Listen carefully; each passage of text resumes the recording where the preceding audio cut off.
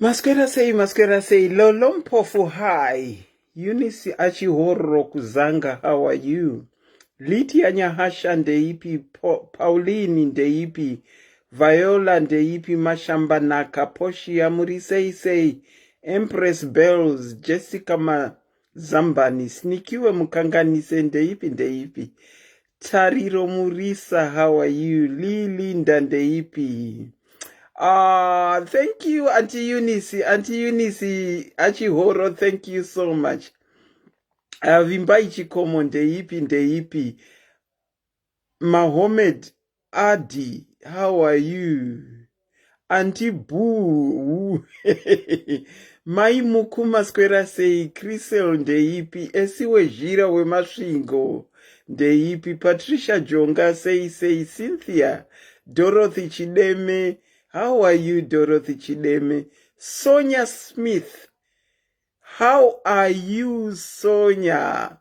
Sonia Smith, I don't want to miss you on my live, Sonia. How are you? Shana Ndeipi. Snikiwe Mukweya, Betty Joao, Faugo Wesibanda, Rudo Mushogwe, Regina Gumbo. Masquera say. Let me just pin the number and then we can go on with our program.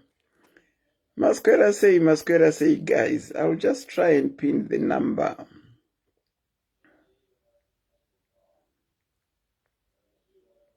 How come on my other phone I can't seem to pick up this live? Maria, how are you? Tsano Kadzi, how are you? Pekutenda Yotamu, how are you? I can't seem to pick up the live. Does anyone have our number so that I can pin it? I can't seem to pick up this live from my other phone. I'm not sure what's happening. Auntie Murise, I like your voice. Tanokazi, thank you so much. Thank you so much. My voice is a blessing from God. I love it too. I love it too. Whenever kana ndiri pa phone ndichidaira phone kana kuridza phone, vanoti hand the phone over to Selina because they think they are speaking to munhu wemurume. Saka voice rangu ringori mukategori yaro rega. Samantha Ruvarashe, how are you? Sivo, how are you? Has anyone got our number so that I can pin it? They can write it in the comment section so that I can pin it. Elena Sani, how are you? Hi, SIS MELLY, Sibo and love. I'm not SIS MELLY, I'm Auntie Selina. I'm Auntie Selina. Violet, how are you? Moline, how are you? Caroline Matamba Ndeipi. Obvizano, how are you? How are you? Okay, let's see what I can do. Let me retry again. Abigail Mutenda, how are you? Mudadi Netsai, how are you? Yidharwa marwe. My peanut ndakakutsamira. Yidha ndakakutsamira. Pane comment ndakanyora musimu live nchiti yidha. Kokana kuti tagawo ndisikatoziva kuti ndatosarira mashure live yatanga. Martha Karimba, how are you? Martha from Botswana. Auntie, I'm watching you from Botswana. Greetings to you, those that are in Botswana that are watching me live. Greetings, South Africa, Australia, United Kingdom, America, Zimbabwe, Canada, Dubai, Afghanistan. We have got my diaries in all those countries that I have said. And New Zealand, I've picked it up now. Let me try and pin the number now. It's 44 77 48 330801. Okay, that's the number. I'm good. Yeah, good, Molini. Victoria, how are you? Precious, how are you? Okay, that's the number. I can now pin it so that we can start our program. Okay, ndinokuchingamidza ipa chirongwa SIS MELLY's Diaries. The name is Auntie Selina. I am your facilitator tonight. Not that I've used facilitator, not host, not your presenter, but I'm your facilitator tonight because the program that we are going to have tonight, andina kupinda mazviri. Saka I'm only here to facilitate and hear people's stories vakapindana nenyaya iyoyo. Snikiwe Mukweya, thank you so much. Emmanuel Chichoni, how are you? South Africa in the house. Welcome to the house, South Africa. Rumbile Rato, how are you? Ronika Charai, how are you? Okay, greetings to all the four corners of the world. I can see you are in the house. As I said, the name is Auntie Selina and I am your host, your facilitator tonight. If you are joining me for the first time, a big welcome. Just mention in the comment section, I'm here for the first time, and the other diaries can welcome you to the platform. We have my lives for those that are joining us for the first time. We have my lives, sometimes set times, sometimes we have, Signoro, Masquera say, Signoro.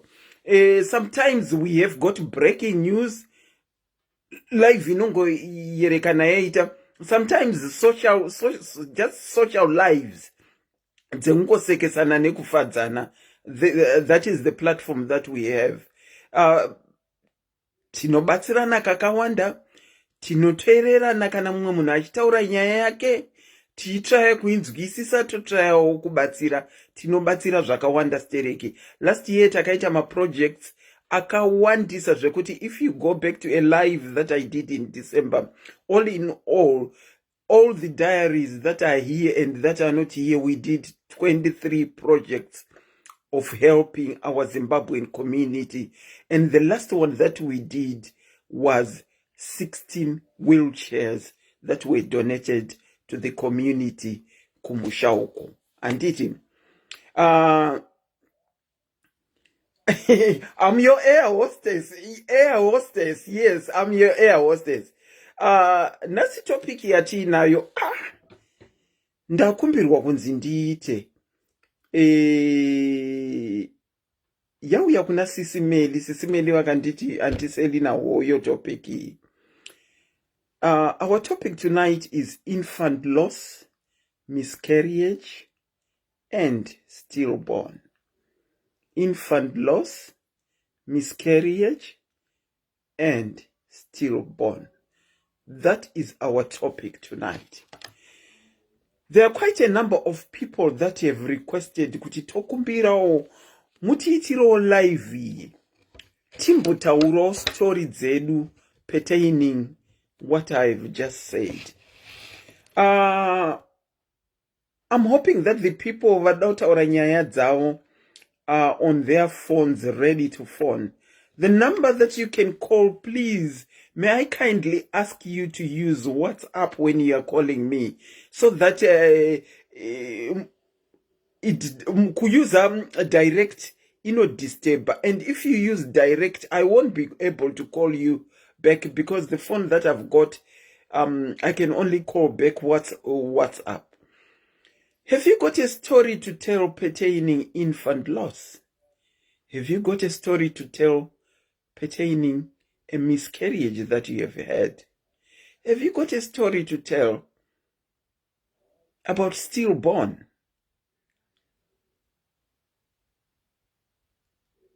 Do you want to share your story with some other people? Wakapinda na mazviri. How did you cope? Or are you still trying to cope ne dambudziko rawakapindana naro iri? Wakazvifambisa sei? Zvakaitika sei? Zvakaitika rini? Uye zvakaitika kupi? Topic inongo, I didn't feel very comfortable talking about it because kutaura nemunhu asati ambopindana nesituation zvinotinetsei asi kana munhu akapinda musituation ndiye anonyatsonzwisisa nekuzivisisa mafambiro akaita zvinhu uye mamiriro ezvinhu. Une nyaya yako here yauri kuda kutaura kuti vamwe vanzwe? Chida mumwe anogona kusangana nedambudziko rakadaro. God forbid, God forbid. But kana wakambozvinzwawo unoziva zvokuita. Ndinokuchingamidzai pachirongwa SIS MELLY's Diaries. Infant loss, miscarriage or stillborn. Makadini? Hello, can you hear me? Yes, I can hear you clearly. Hold on, caller. Unfortunately, I can't add anyone per live. Otherwise, the volume will go. You will need to phone the number that is pinned below. Thank you so much for your patience, Auntie. How are you? I'm good, thank you. My story is a bit long. It is long. Go on. We are going to give you the time that you need. You can go on. We are listening, Auntie. Okay. It's my first time to call in, but I listened to everything. I'm very nervous. Welcome to the program, Auntie. Okay, this is the matter as a vegetarian. Sorry, munema earphones here. Sorry. No, Angela. Hamuna. Oh, Ndandri allowed. I think visa ndokumbira kuti mubvise paloud. Timbonzwa kuti inofamba sei.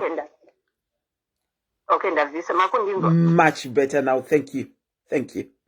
Okay, I was saying this is the matter of experience, and it's horrible.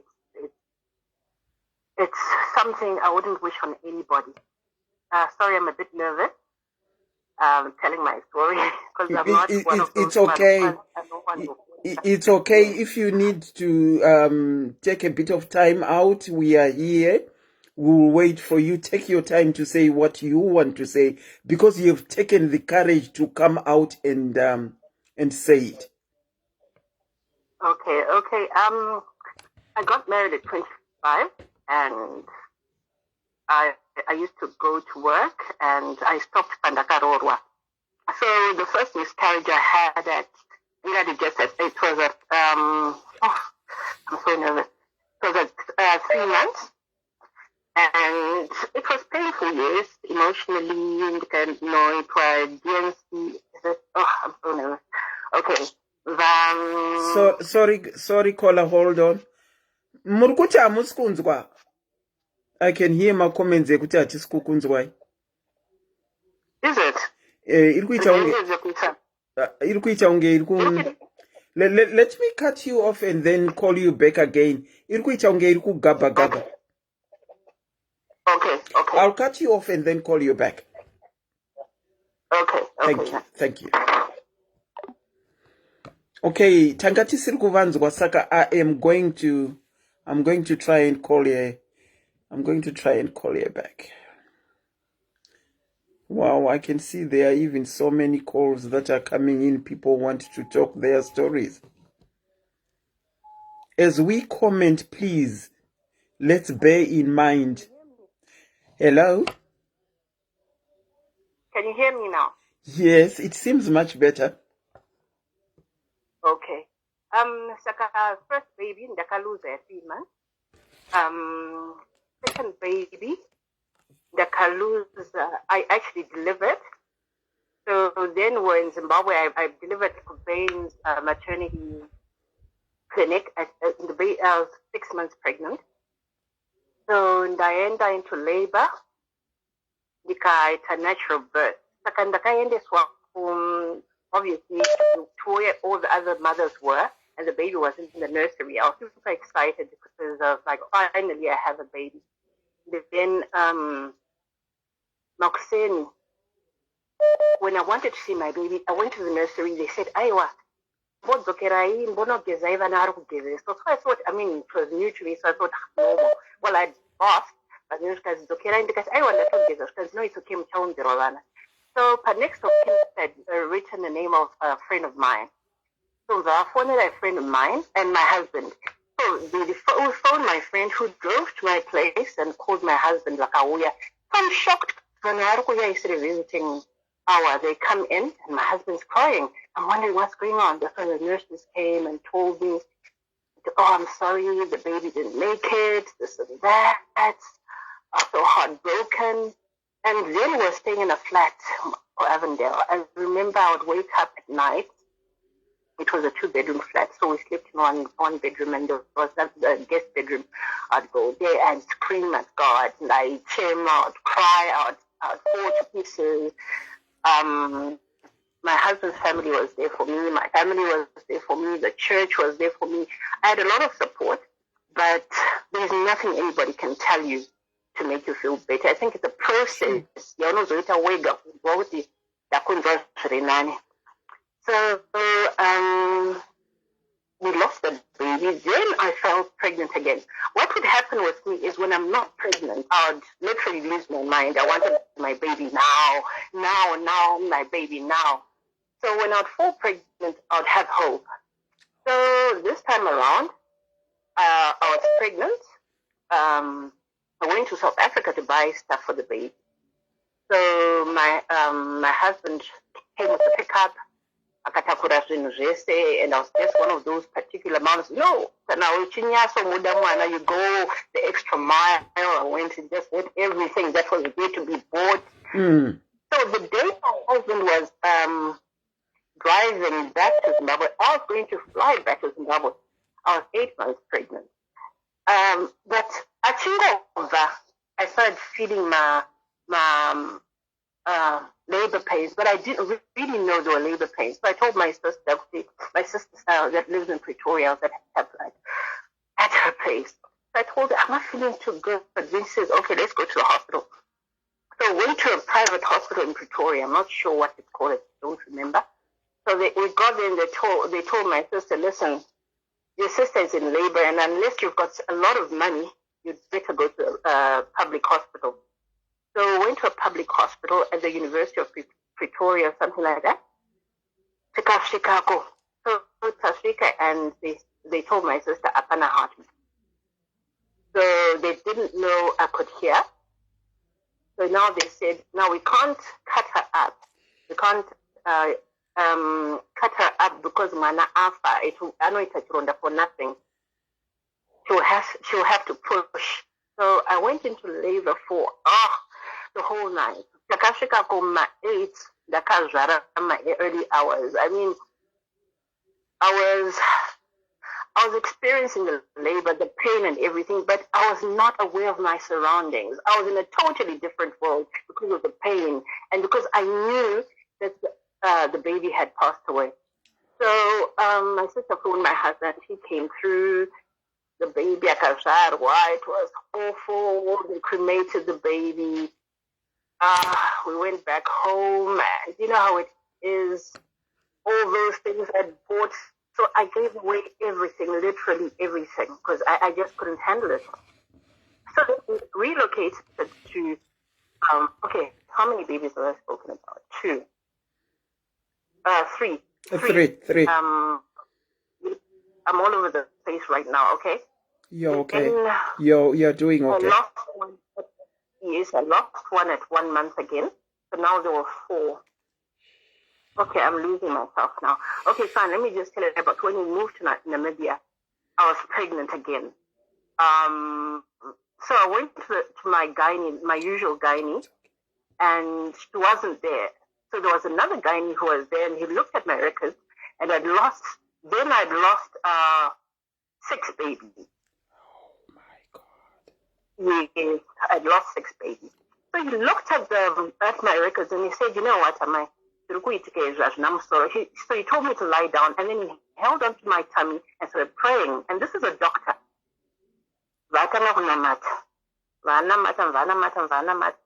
And he said, you know what? So we moved to Namibia, and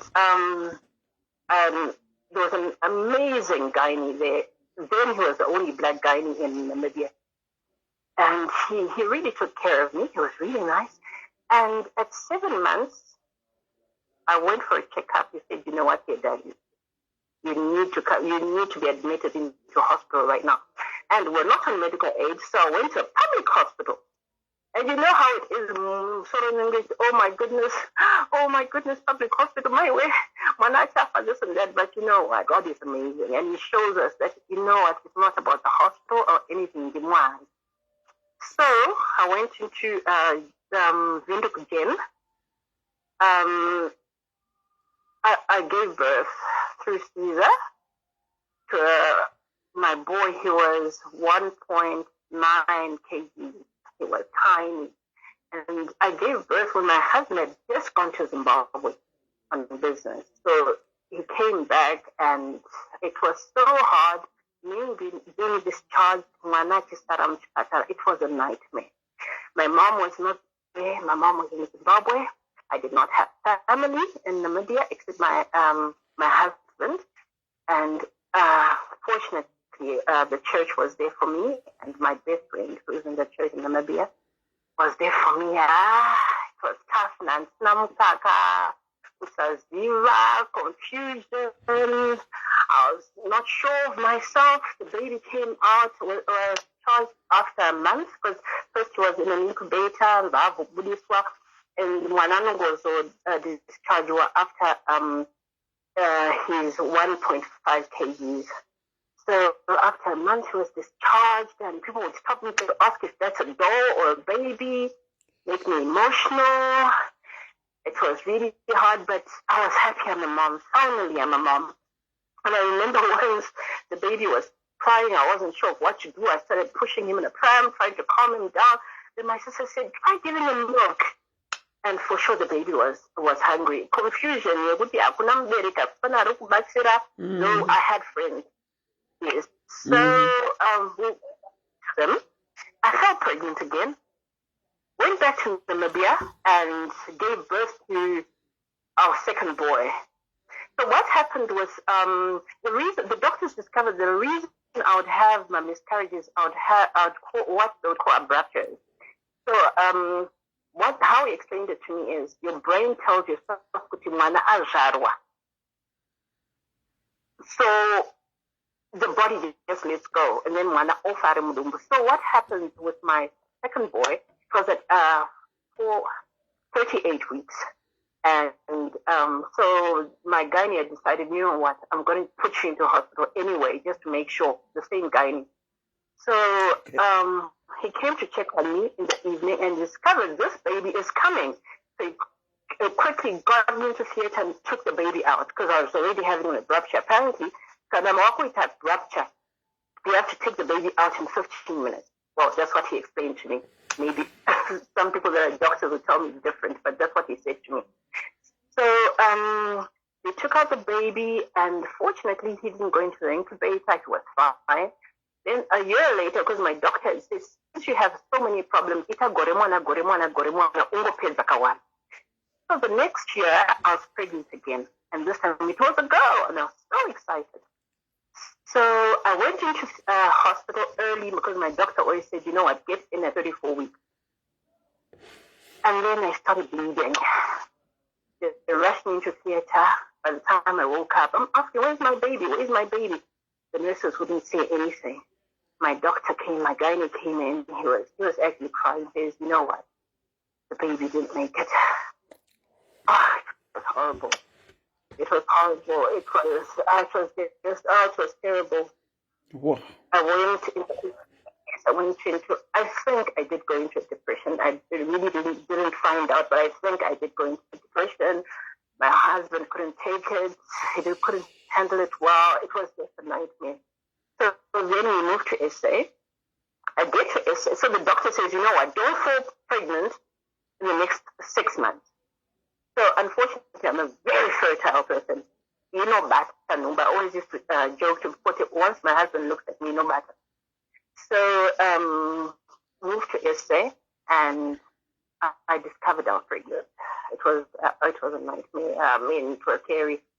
Went to the guy and he says, you know what, you have what's called placenta previa. Your placenta is lying too low. So you have to be lying down 24 hours. And so when we moved to South Africa, obviously, medical aid, and it takes quite a bit of time to be reactive. So I'd be going to hospital. Fortunately, the hospital was like at the end of our street. So I'd go into hospital, come out, whenever I would bleed, and they were amazing. So they were paying cash in a private hospital. Then my gynae said, you know what? We need 25,000 rand a night. And obviously there was no way we're going to afford that. They said, you know what, try Baragwana. But my condition, mind, to sit up for a long time or walk around. What I did is lie down the whole day, go to the toilet, bath, and go back. If I need to do groceries, I'd go to Always More. They'd give me a wheelchair and 2 assistants. And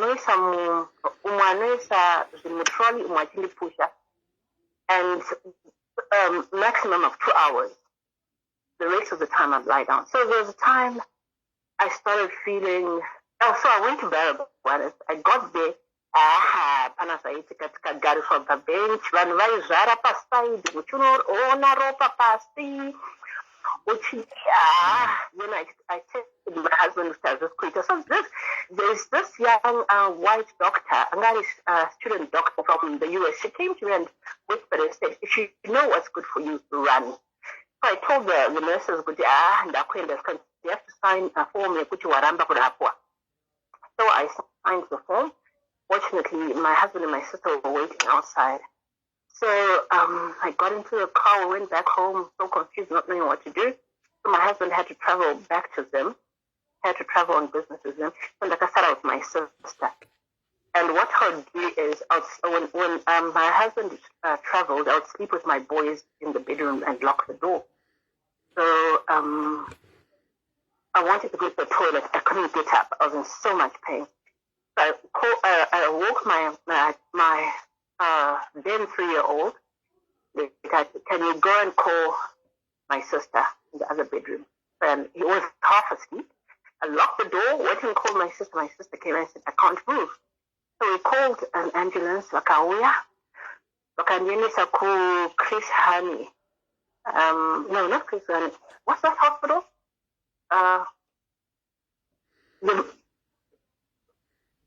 The Mother and Children's Hospital in Joburg, I've forgotten the name. Something Musa, I think. Okay. Yes, Rahim Musa or something like that. Okay, so I went there. The nurses were mean and why are you here? This is, I mean, being Zimbabwean, obviously, and because I couldn't speak the language, or something. They really didn't even check anything. So we wait outside. I called the cab guy to come and pick me up. So we're sitting outside. I was sitting on the stand. So across the road, we saw some guys breaking into cars. So obviously, being Zimbabwean, we panicked. The South Africans were sitting there thinking, oh, okay, they're breaking into cars. It's okay. So my sister and I got up and we started running. We were panicking. Oh my goodness, what's happening? He says, no, come back. They won't do anything to us. So the cab guy, so I started feeling funny. The cab guy came, and my gynae told me that the minute you start bleeding, just know you and the baby are gone. So the cab guy came, because please, those who comment section, please don't write my name. Okay, so the cab guy comes, we get into the car. Hello, can you hear me? I can hear you. Okay. So we get into the car and Tashika Kumba. I'm really tired, I'm exhausted, I'm feeling funny. Bandarara never as usual. Now we would have to toilet. I got up and I calmly go to my son and I said, please just call my sister again. Because I'd written letters to my children, my 2 children and their born baby. For the first heartbreak, for your wedding, this is what my message to you. I'd written everything just in case I don't make it.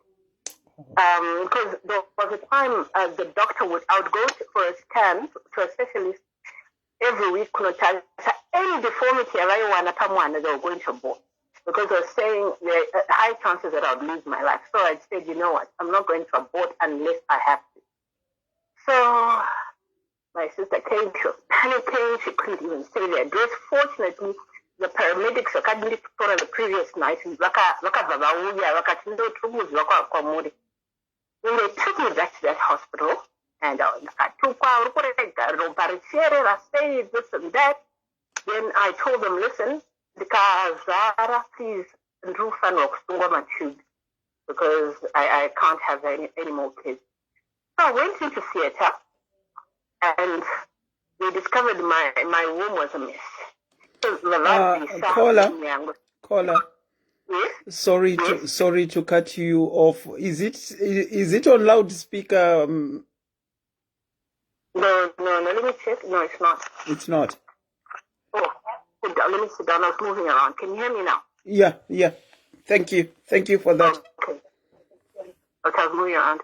So I came out, and my sister was there, and I was saying, you know what, I'm in pain. She said, not the seizure. I said, no, this is not because of a seizure. I've had a seizure before. I'm in pain. So she calls the doctor, he checks, and says, you know what, she's bleeding internally. So I was sent back into theater. Then they discovered that visa. So what happens now is I was put on a ventilator, and I didn't know I was put on a ventilator. All I know is I could not open my eyes. I felt something hot on my body, and the car was moving. And two men were speaking. I could not understand their language because obviously it's not my language. And I thought, my goodness, I could hear this machine, it's a noise. Then I passed out again. The next time I woke up, I was in ICU at Helen Joseph. So I wake up, I'm on a ventilator, I can't speak at all. And I was trying to tell my nurse, there's something wrong with me. I'm just not okay. Then the nurse was saying, oh, you're okay. Then she called, so she called my student doctors. For some reason, I'm still my doctors. This woman is bleeding again. So I was taken back into theater. They discovered that during the second operation, they punctured my one ovary and my bladder. So I went in, visa footy, visa ovary, one bladder, and I was put back into ICU. So the next morning, my sister and my husband came in. They couldn't find me. They looked for me. They couldn't find me because I was all swollen. My face was so swollen, so I was waving. I waved at them. They came. They were crying because of what they could see, and I was wondering, I'm fine, because obviously I had so much medication in me. I couldn't feel anything. I'm fine. I was writing questions, where's the baby, this and that, and the baby had been taken to Baragwana. And this was at 24 weeks. So the chances of the baby not making it were like 0.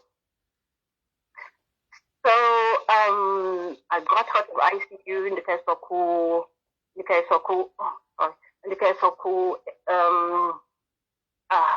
in my own ward, but unfortunately, the ward the so I'd have asthma attacks. So I was discharged with a catheter. So because I was discharged with a catheter, there was no way I could go and see my baby. So my sister and my husband, do I know my baby? So they didn't tell me anything. I don't know if this was catheter. My mom pictures of the blood go. The baby was tiny. He could fit in my hand. I almost fainted. And the nurse said, you know what, you have to pray because this child, apparently when my husband went to see the baby, they were about to give the baby ARVs because the baby wasn't responding, and my blood results, I'm going to attend it to the hospital. So then they asked my husband, says, no, don't, it's negative, we're negative. So the baby was not responding all the time until the day I walked in. I just walked in, the baby started crying. And then that's when it was hope. So the baby stayed in hospital he stayed in ICU for a week, and then he was taken to the Mother and Children Hospital, I forgot the name. He stayed there for 3 months. So what would happen, I'd go there, Moxeni, and I'd kangaroo.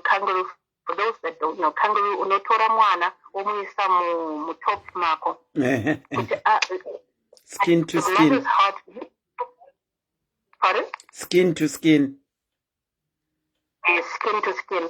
So the mom's, they say heartbeat, encourages the baby's heartbeat and also the warmth and all. So what would happen is when I was in the hospital, when my baby was in ICU, the two babies on either side, parents had neglected them. So I was taking care of three babies. So the nurses couldn't be bothered, honestly. Caller. Yes. We can't hear my comment section. We can't hear. I don't know. I don't know what we can do. Maybe not all louder. Mune my earphones there. Andrina? Wow, I'm wondering why. Because you are not on speaker and I'm on my earphones. She's not on loudspeaker. She said she's not on loudspeaker. Avasi kunzwika anti ngavabvise pa loudspeaker. She's not on loud. I'm not on loudspeaker. Then is the question of volume. Imbotaura ichinzwe kana ndikaona comment yekuti havasi kunzwa then I'll let you. Okay, like I was saying, so eventually my baby was discharged, but because it was on 24-hour oxygen, I had to rent an oxygen tank from Athros. Like I'm no longer on 24-hour oxygen. And then we also had a machine case of my zero. So if I had to go, like for instance, to the mall, like Sakura tank. Okay. So baby was on oxygen for a whole year, 12 months. But and the doctor, because he bled in the brain, it was a grade 3 bleed. So they said, but I can tell you, he walks, he talks, he limps. He has cerebral palsy. He limps on the left side, but he talks, he can read, he can write, he fights with his brothers, and he's fine. Wow. So we lost 7 babies, and we have kids now. You lost 7? Yes. Wow. Auntie, I'm so sorry to hear your story. I'm so sorry. You went through a lot. Do you mind me asking, how old are you? I'm now 45, but I had my first baby at 29. It's 29. And how old is your last baby? He's 13 now. 13? Yes. Okay. Wow. So what happened after Mwana was 6 months later, and I could discover my other ovary, younger in a cyst. So I had to be operated. I became menopausal at 35. Okay, saka cyst ndora vakati raikonzera still birth miscarriages iwa here. No. Cyst yakazoita papa. Alright. But cyst yakazoita pa ovary ranga rasara riya 1 and ndasara ne1. Ne1 Variety cyst. Cyst actually it messed up the ovaries. The ovary. Wow. I'm so sorry. So, go on. Yes, so I became menopausal at 35. Okay. Yes, because I had nothing to help me out. Wow. So how did you manage to cope with all that? Support system. My family has been amazing. My in-laws have been amazing. The church has been amazing. That's good to hear. Yes. So it's and I suppose just taking it a day at a time, really. So am I correct in saying you have got 3 living children? No, 4. 4. With, yes, So umwe wacho takamutora kumusikana takanotora nherera. okay, but what of your own children that you carried? Yes, we have 3. Three of your own children that you carried, and 7 losses. Yes, so 10 pregnancies. Whew. That's a so, and also when I was operated with this they discovered one of my intestines ndakavharuka. So they called in a doctor, he stitched me up. 3 months later they discovered ndakavharukira spirit, and they said payakavharukira pacho hatikwanisi kusona, so you have to live with it. So I live with it like that. Okay. Yes, but I'm fine. Okay. In the years that you have lived with your 3 children, knowing that you have lost 7 children, are there times that yamunotombopinda pa point yekuti you are really down, or you still have that support system that helps you? Yes, the support system, and also I speak to my children about it. They know about it. You speak about it. You speak about it, you said. Yes, so I'm fine. Oh, I'm glad to hear that. Speaking about something, it gets things off the chest. But whilst I say that, matorero anoita vanhu kana kuaccepta kunoita vanhu chinhu kwakasiyana.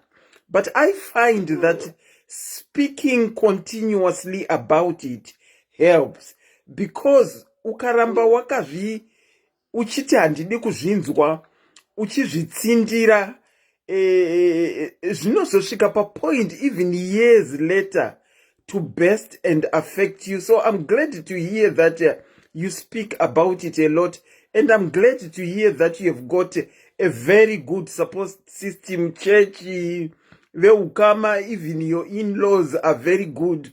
They support you a lot. I'm really sorry for what you went through, Auntie, but thank you so much for sharing your story.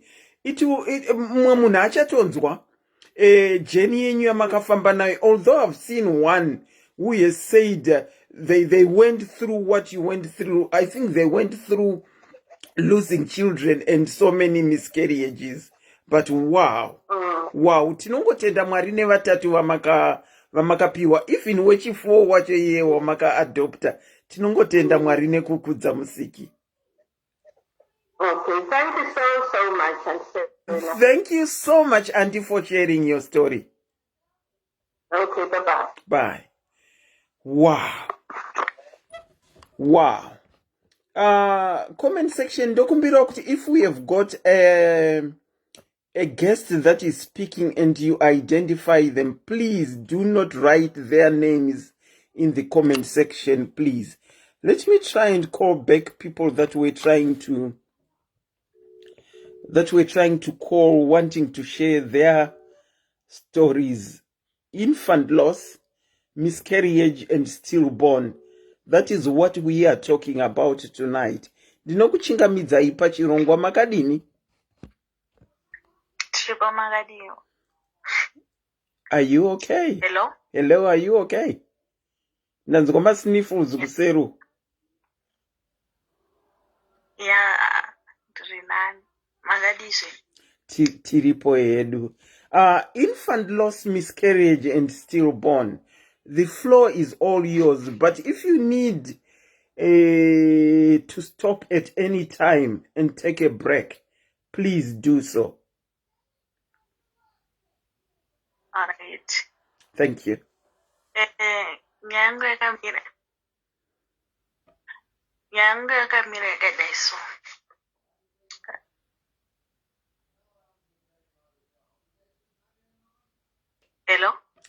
Tiripo, you can go on, Tiripo. Yeah, last year ndaine mukomana wandikida naye. So muna February takabva tanga kugara tese kusvika muna June. Apa kutanga taigara tese zvakanaka. So zvakazoitika akabva atanga like iye anga achitomboramba nemukadzi wake ndobva vambosiyana.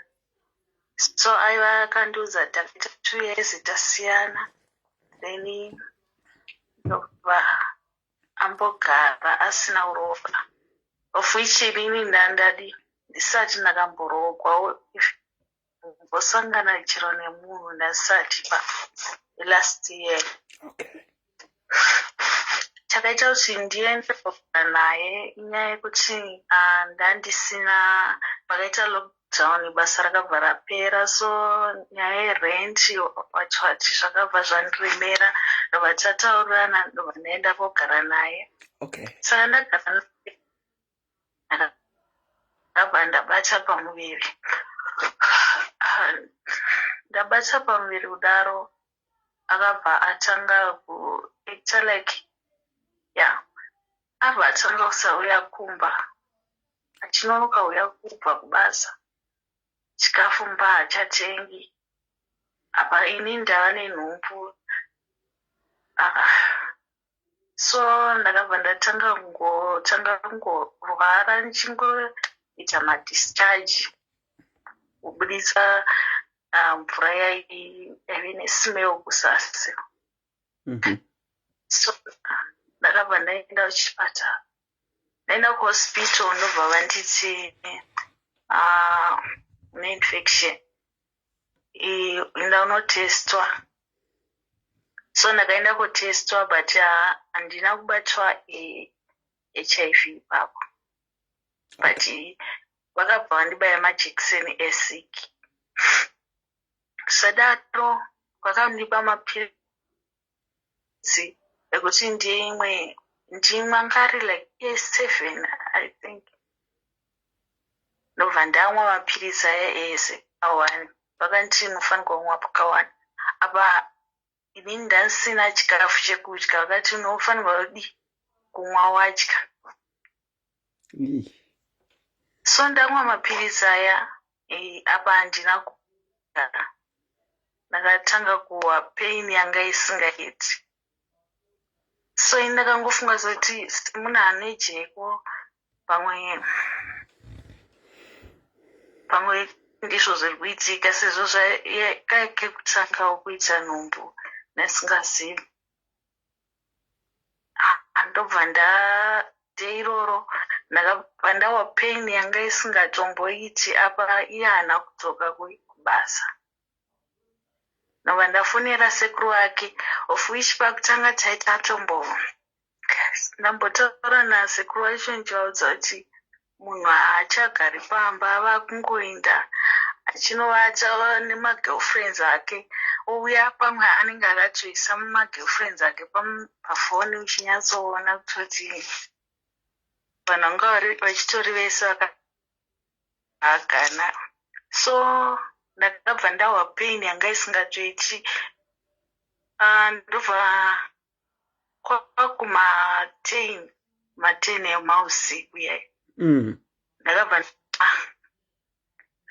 ndabuda mvura kuzasi yakati wandei, like yanga isina kunyanya wanda zvai, but yakatongoyerera mvura yacho yakati wandei.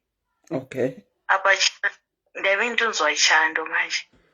Mimba yanga ni mwedzi mingani?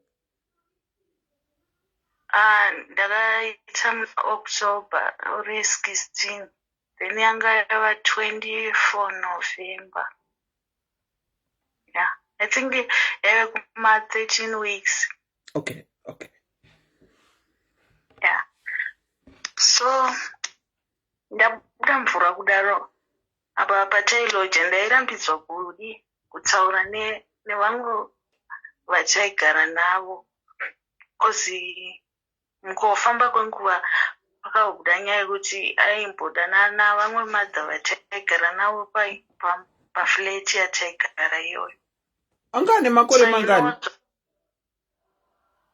Anga ane 40 years. Iwe une makore mangani? 25. Ko madha vanga wane makore mangani? Approximately. Like 30, 36, 35. Okay. Wow. Okay, Yeah. go on. So ini ndandiri munhu asinga tauri nevanhu. So ndakabva ndabuda mvura iyeyi. Ndabuda mvura iyeyi ndobva ndatora mapiritsi amwe andaendapuwa kuhospital. So ekuti unofanirwa kunwa. Ende futi ndaenda nzi ndimwe futi ndadya zvimapiritsi zveyellow stick so zvavanopa kuhospital. So ndakabva ndazvimwa futi H2 ndichifunga sekuti maybe ndingabetsereka ipapo. But pain yakabva yawedzera. Yakawedzera ndobva ndatanga kuita mudumbu. Ndichiita mudumbu kudaro. Kuti ndiende kuhospital ndakaenda ndikavatsanangurira kuti kumba handichakwanisi kugara. Futi nyaya yakaitika kuti tinogara tese nyaya yakati kati. So vakabva vaninyorera tsamba kuti ndiende kusocial worker. Social welfare, okay. Ndasvika kusocial worker vakabva izvozvo zvesocial welfare. Ndasvika ikoko vakabva vati takavhara tichavhura muna January next year kubvira this year, okay. So handina kukwanisa kuenda ikoko. So mausiku yawo I think kwanga kwava kuma-12 munhu anadzoka foni haina kubata.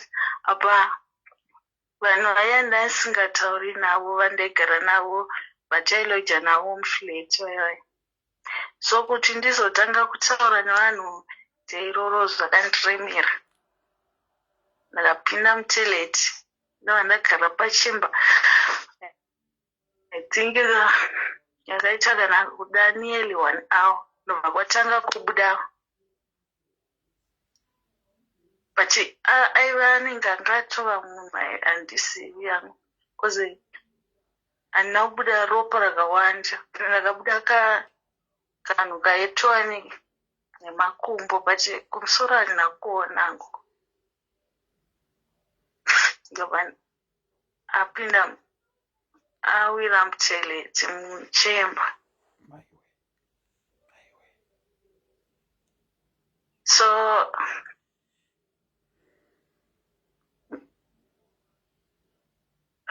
ndobva vanhu vakaonzwa kuridza mhere kwandakaita ndiri muteleti. Ndobva vakabuda.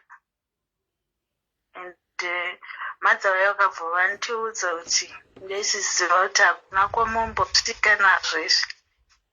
Apa munhu ndiri kumufonera kuti ndabva pamuviri. Apa pataimu yacho iyoyo yatakatanga kunetsana akabva andiudza kuti ndakakwana usiri fitini iwewe. So waikwanyidzira makumbo. Of which kune munhu angakwanyidzira makumbo zvokuti angahobuda ropa akakwanyidzira makumbo dai. So zvinhu zvakandigwadza. I think imwe yaiva stress plus kushaya chikafu plus mapiritsi andaendanwa. So ndo mabhiro akawaita nhumbu yacho. But yabva nhumbu mangwana acho akabva auya vanhu vakabva vamutsanangurira zvakaitika. Inini pandakabvawo kuchipatara ndaenda kwanisa kubuda nefaili rangu kuchipatara kuti ndomuratidza kuti ndanga ndabatwa sick ende futi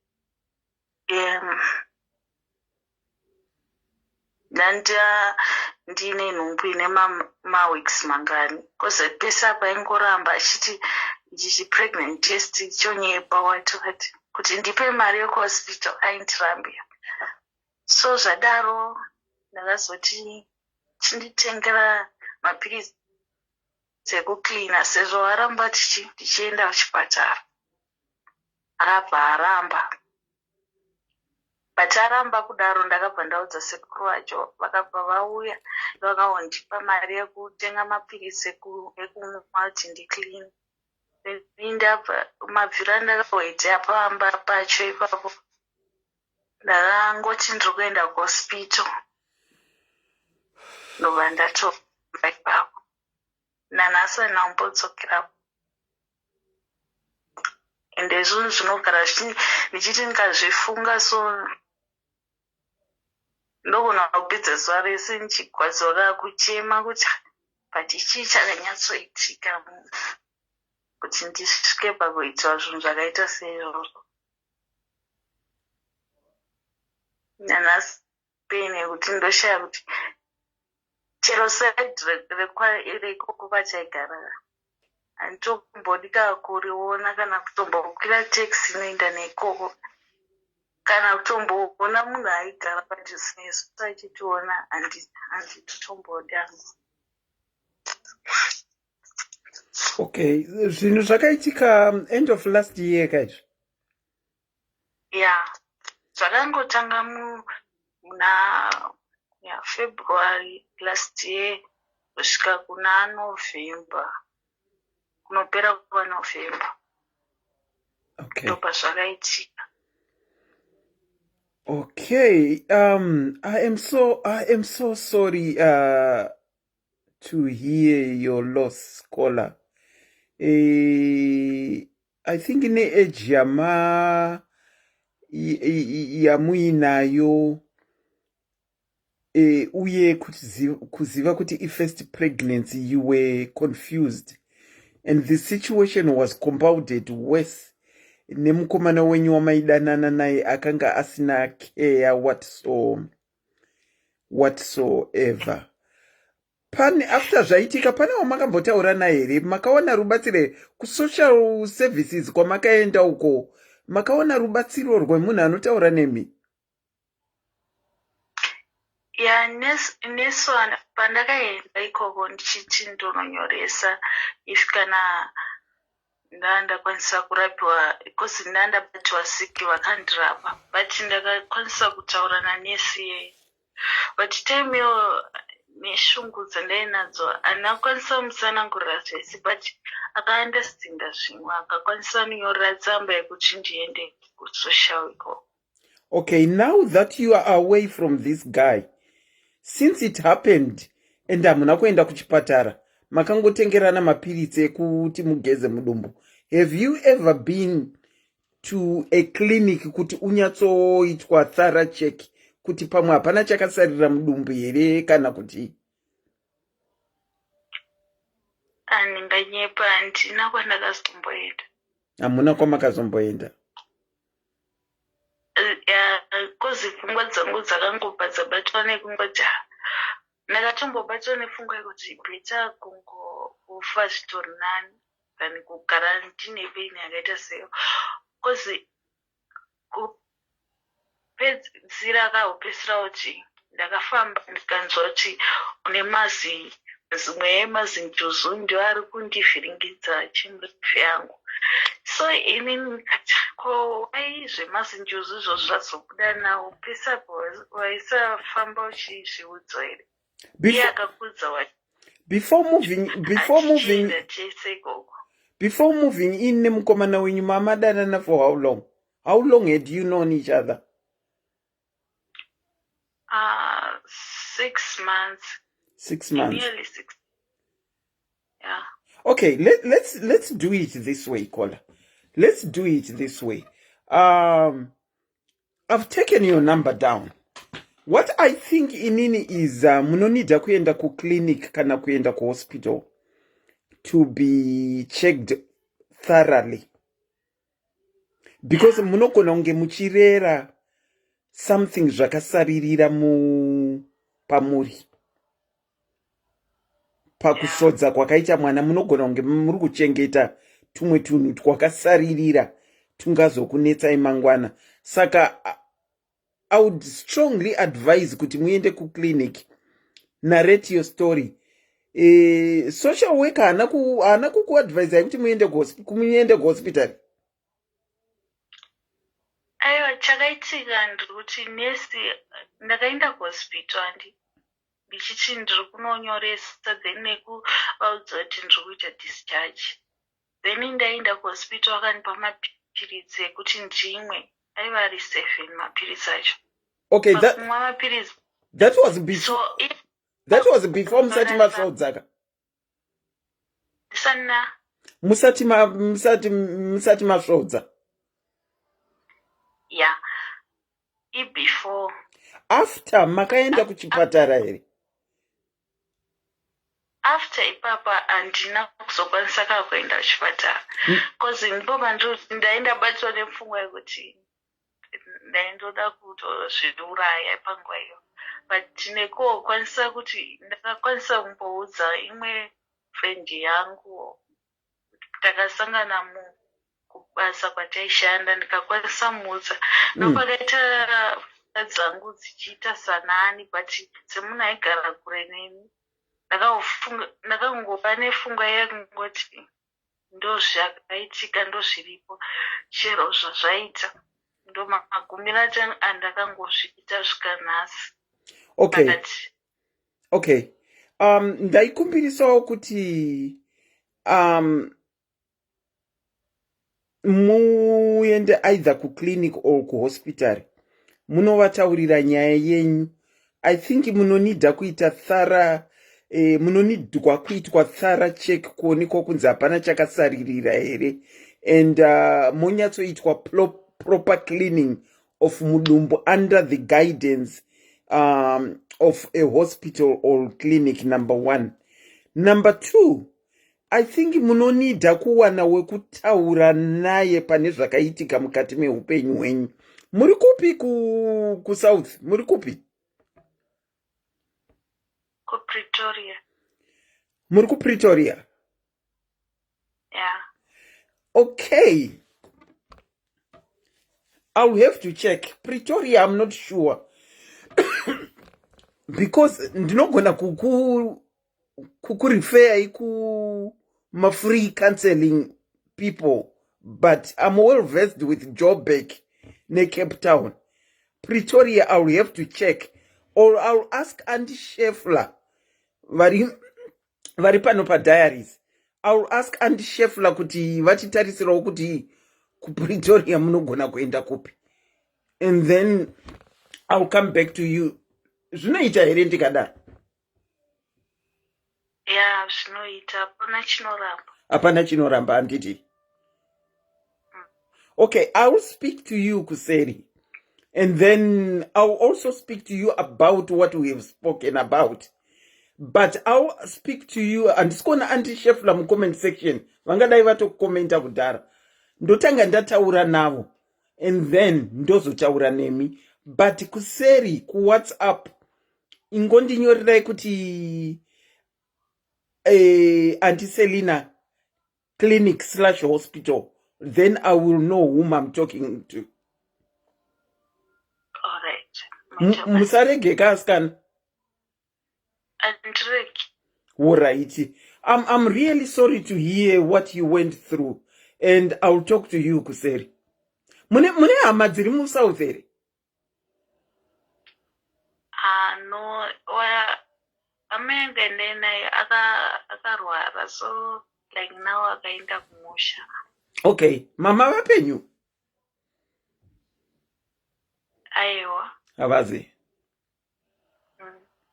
Okay, I'll still talk to you, Kuseri, and then just say Auntie Selina hi, hospital/clinic, and then we can map way forward.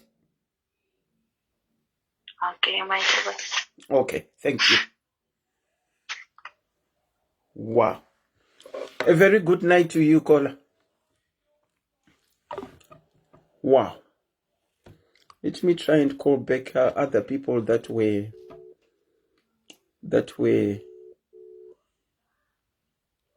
Auntie Seka, you are saying tipei titaure navo. I can speak to you first, and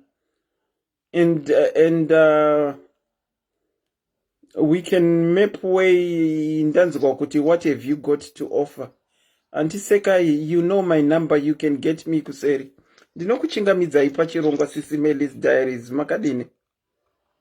Tiripo makadiko Auntie Selina. Tiripo. Tirinani hedu. Hold on. Rumbidzai Martha Dzingai, where are you? You are asking where the caller is in Pretoria. Ndibatewo kuseri. Unondibata kuseri ndotanga ndataura before I can ask kuti anoda kutaura here kana kuti anongoda vanhu vekumita up navo here muPretoria imomo. I can see Princess Chigwa also is saying I'm also in Pretoria, I am there for you. So there are offers of people that are in Pretoria since she hasn't got any relative around. So if you don't mind, on that number that is there, you can WhatsApp me and then I'll talk to her. If she is available to be seen, kuti mungo socialize naye, tambo itaka vetting bichana, then I'll hand your numbers over to her so that she can call you when she's ready to receive people. Thank you so much for the offers, my diaries. Thank you so much. Sorry about that call. And you know, uchingamidzai pachirongwa, infant loss, miscarriage, stillbirth. Makadini? Tiripo makadiko Auntie. Tiripo. Ndinodavira kuti mune yenyuwo nyaya? Kuti nayo nyaya. Okay, taura yenyu, the floor is all yours, Auntie.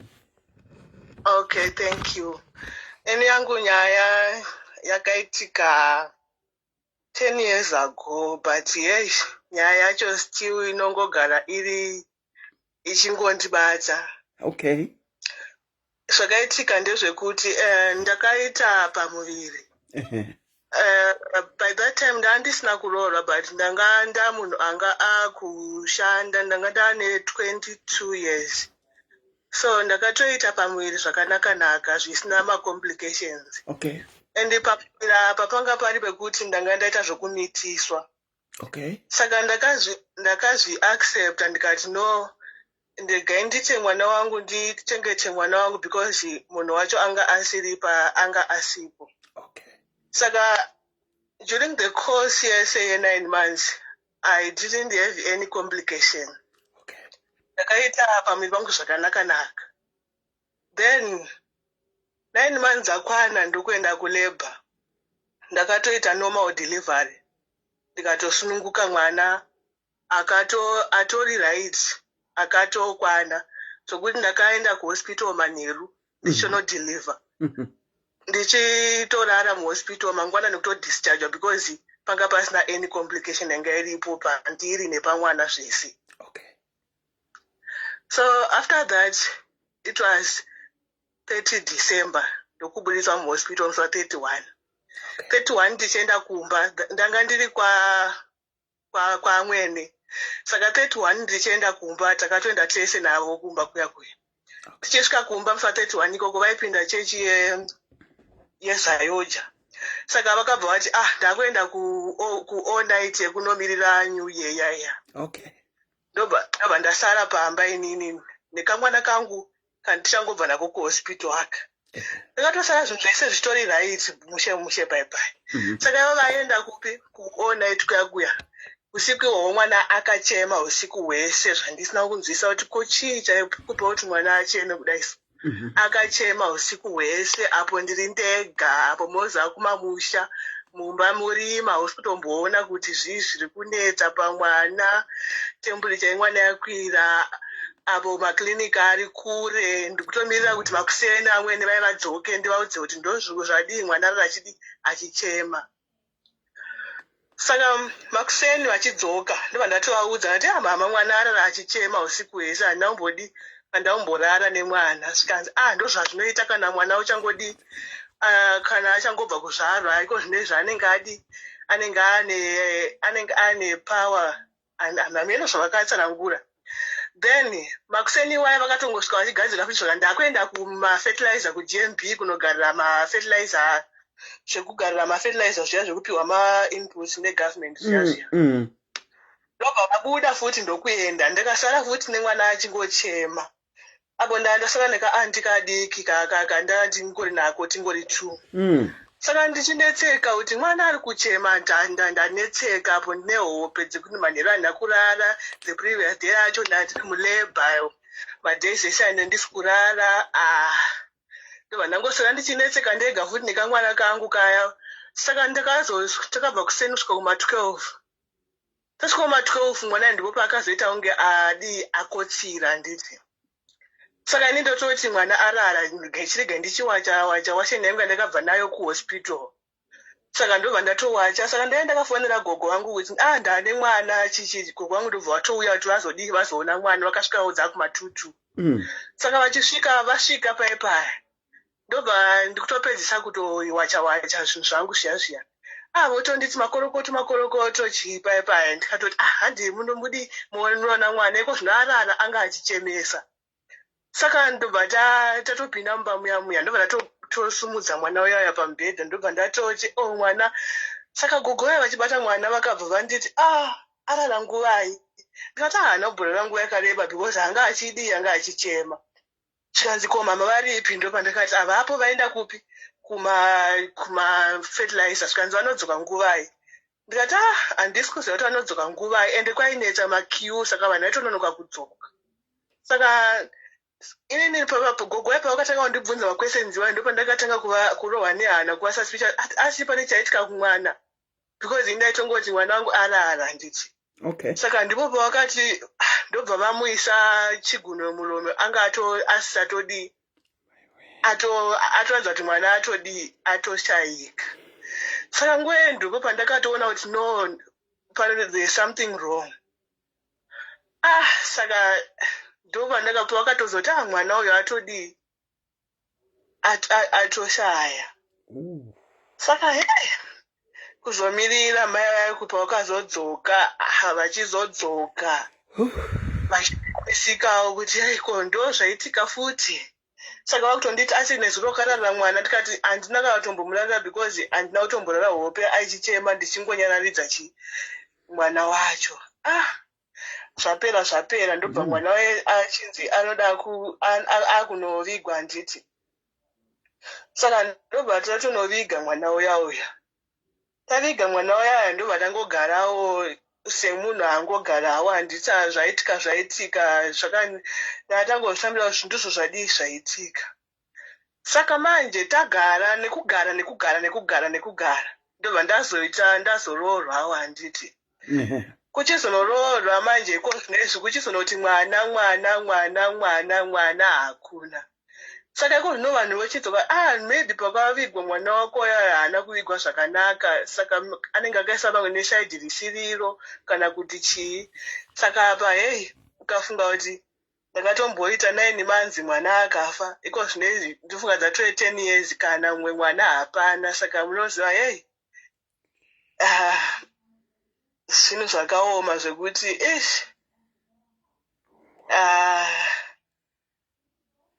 zvakangoma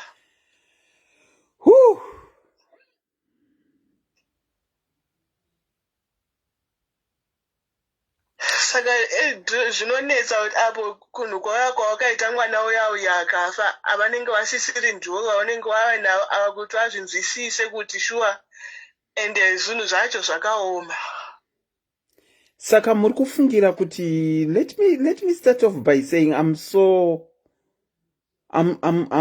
so sorry to hear about your loss. Kwakave kudeuka kwemvura yamakatenge matosvika nayo pamusha ndine urombo nekurasikirwa kwenyu.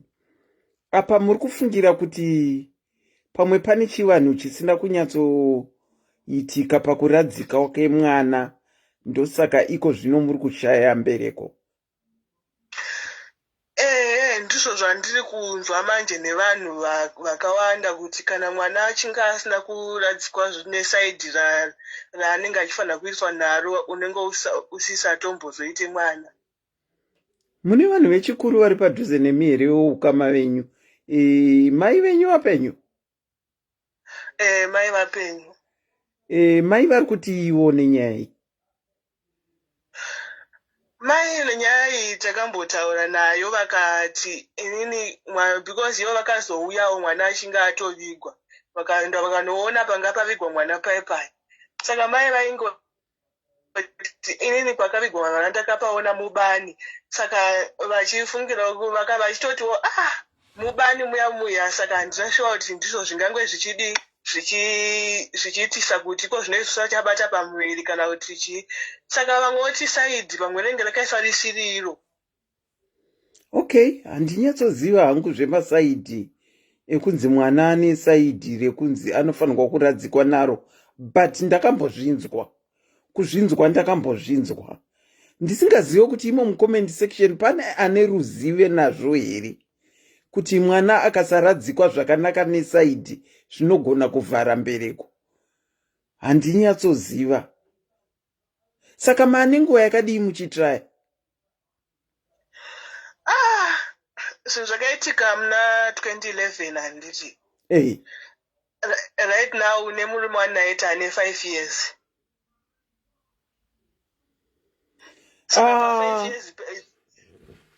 Okay, ndokwanisa kukubvunza yo very personal question. Makamboenda nemurume wenyu here kuchipatara kuti munoongororwa uwiri hwenyu pauwiri hwenyu imi muri tu?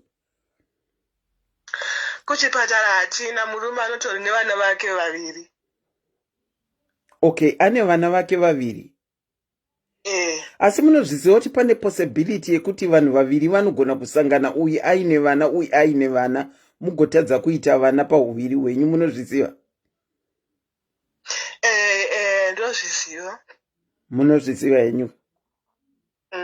Okay, tarula out tati ane vana, imi makatomboita mwana, which means both ways pane evidence dzekuti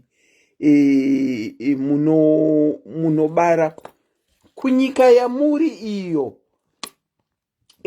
Hazvikwanisiki kuti pauwiri hwenyu mumboenda kana kuchipatara kumbononyatsotariswa mese muri vaviri?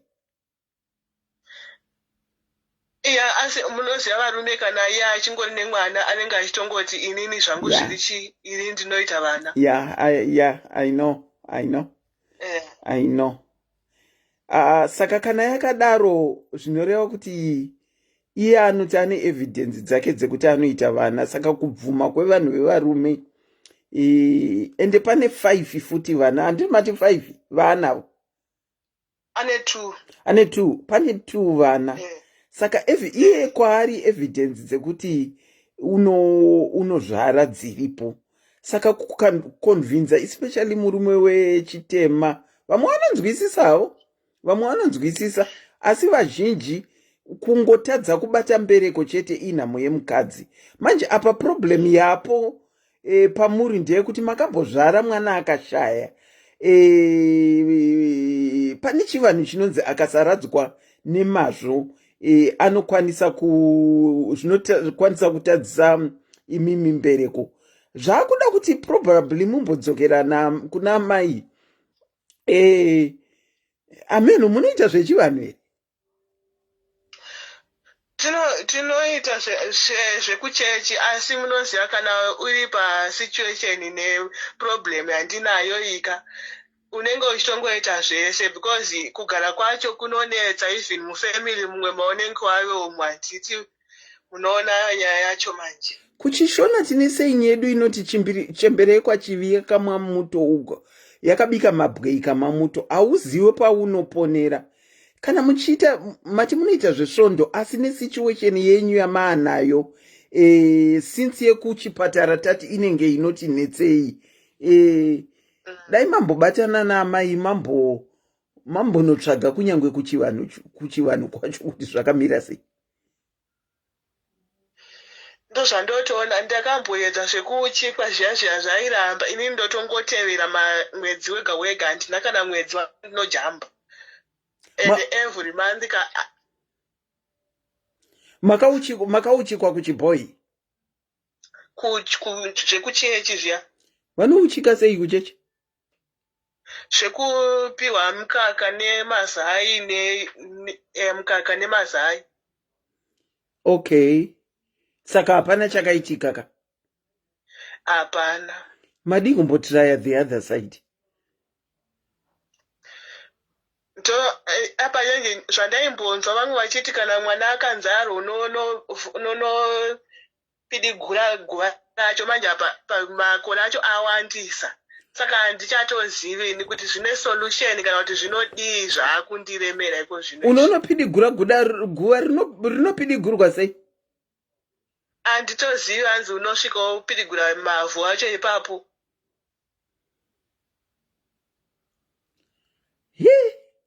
Zvino munyika yevamwe kuonekwa moenda kumarinda kunopidikura mavhu eparinda. Mukabatwa nevanhu vemunzvimbo iyoyo, it won't go down well. Munopedzera makwasabhuku mukaripiswa kana mombe. Aine ndo nyaya yacho zvokuti imbobatanai namai mumbofamba muchioneswa kuti zvakamira sei. Vamwe ndo vanoti kana mwana achivigwa ufanirwa kusvika padhuze nerinda. Vamwe ndo vanoti unozvuzvurudza mbereko kana wakubva paguva, asi paanovigwa achiiswa pasi hautarise, asi wakubva ipapo unozvuzvuridzwa. Kutaura kwevanhu. Asi imbobatanai namai. Makamboita zvekuchechi zvemazai nemukaka pakashaya chakabuda. Imbochikairai munhingirikire muone kwekunotsvaga. Yeah, sure. Ehe. All right, maita basa auntie. Munezenge muchingotiudzawo kuti zvakamira sei. I sincerely wish all the best for you. Nekuti kana wawanikwa ka vanhu vanenge vakatarisira kuti panoita mwana ndokazhinji chivanhu chedu vasingatozive kuti mwana is a blessing from God. And whilst I say that, munogona kunge muine mwana iye ane vana, but ropa renyu imi muri vaviri rinogona kutadza kuwirirana zvokuti munogona kutadza kuita mwana. Saka mukange mazongofambawo kuchivanhu, imboedzai zvekuchivanhu. Makaedza zvekusvondo, imboedzaiwo zvekuchivanhu. Hamuzivi pamunoponera. Sure. All right, kola maita basa. Okay, thank you so much, auntie. Tatenda. Thank you so much. Good night.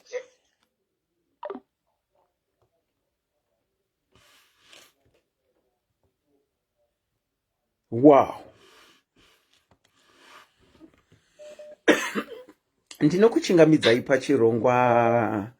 Chihera ndinokufonera. Chihera, I will come back to you after auntie vari pafoni. Ndinokuchingamidzai pachirongwa. Auntie makadii? Hello? Hello, auntie. Makadini zvenyu? Hatiri nani zvedu. Ndarwadziwa nenyaya yanga ichitaura mai vabva kutaura avo. Inorwadza zveshu?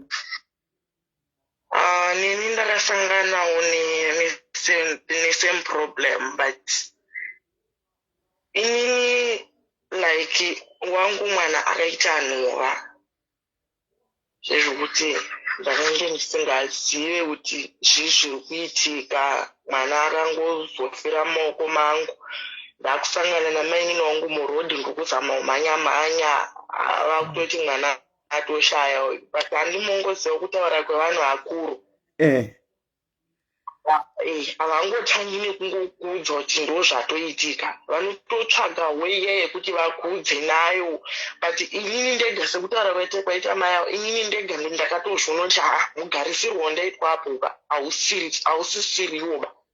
Mugarisirwo wandoziva wandoitwa. Ndakanyatsogaswa zvezvokunyatsoratidza kuti muri panhamo. But ndopandakataka kuzvibvunza kuti why. Mwana anga ane mamanzi mangani? Wangu akashaya kuda kukwanisa 4 months. 4 months, okay. yekuti unongokurawo usino maparenzi saka vandandiriwo vanhu vachona vakanga vasiri kestereki nemwana zvezvokuti inini ndanga ndisada kutomboziva kuti zvizviri kuitika mwana kwakutongosvika pakutongoshaya saka mai venyu vakange vashaya ya inini mai vangu vakashaya ndiri mudiki ko amwene venyu like zvakaitika like ndakanga ndisina ndakangoita the same zvakaita mai vabva pafonawo zvokuti ndakaita zvokumitisiwa then munhu wachona ndobva aramba nyaya dzake saka ndobva ndendomugaro mwe uyu munhu anga ati ani mungoziva mapurisa kuti vanokutyisidzira munhu wachona akanga ari mupurisa so akutyisidzira nditi tichatanga kuenda unozvara mwana iye tozoenda kumadna chichi saka ndakangoita saizvozvo ndakazvara mwana ndiri murodhi kuti ndizoenda nemwana kumadna mwana ndobva atoshaya but inini handina kumboita zvangu problem ndakangoita izvozvo zvotaura zvokunzi hanzi unozvuwa mbereko but mwana paanenge achivigwa unenge usipo haufaniri kuona mwana achiiswa mugomba chichi ndakazongoenda ungonozvuwa mbereko then ndobva ndasungira muchiunu mangu ndimo muchiunu mudumbu ndobva ndasungira mudumbu ndobva ndaenda but ndainzi haufaniri kucheuka kusvika ndasvika pakumba but ndakanzozvoti handifaniri kudzoka but ndakazodzoka asi nhasi ndakabata mwana saka I think zvinodependa nekuti munhu unonge uchibhilivha chivanhu chakaita sei. That's very true. That's very true. Whilst we are saying that there is a comment yanyorwa naanonzi Lorraine Siziba, I don't think that's true. Someone lost a baby here in Sat. Akazvarwa at 7 months akavigwa nema undertaker. The lady later had 2 more kids. Venge vasimbori Machembere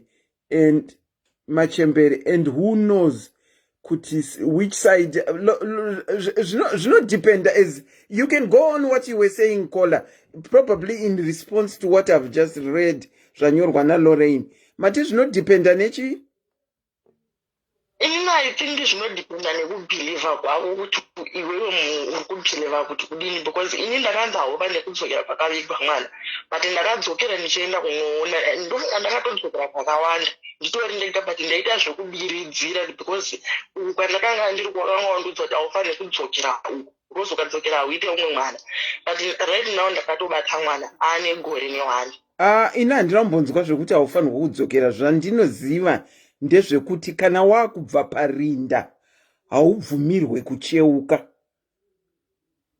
Paanenge avigwa ipapo, kana wakubva parinda haufanirwe kucheuka. Exactly, ndizvo chaizvo zvandakaudzwa ini. Okay. Noti zvekunzi ukadzokera ubate mwana, izvozvo handisati ndambozvinzwa. Chida zviriko but handisati ndambozvinzwa izvozvo. But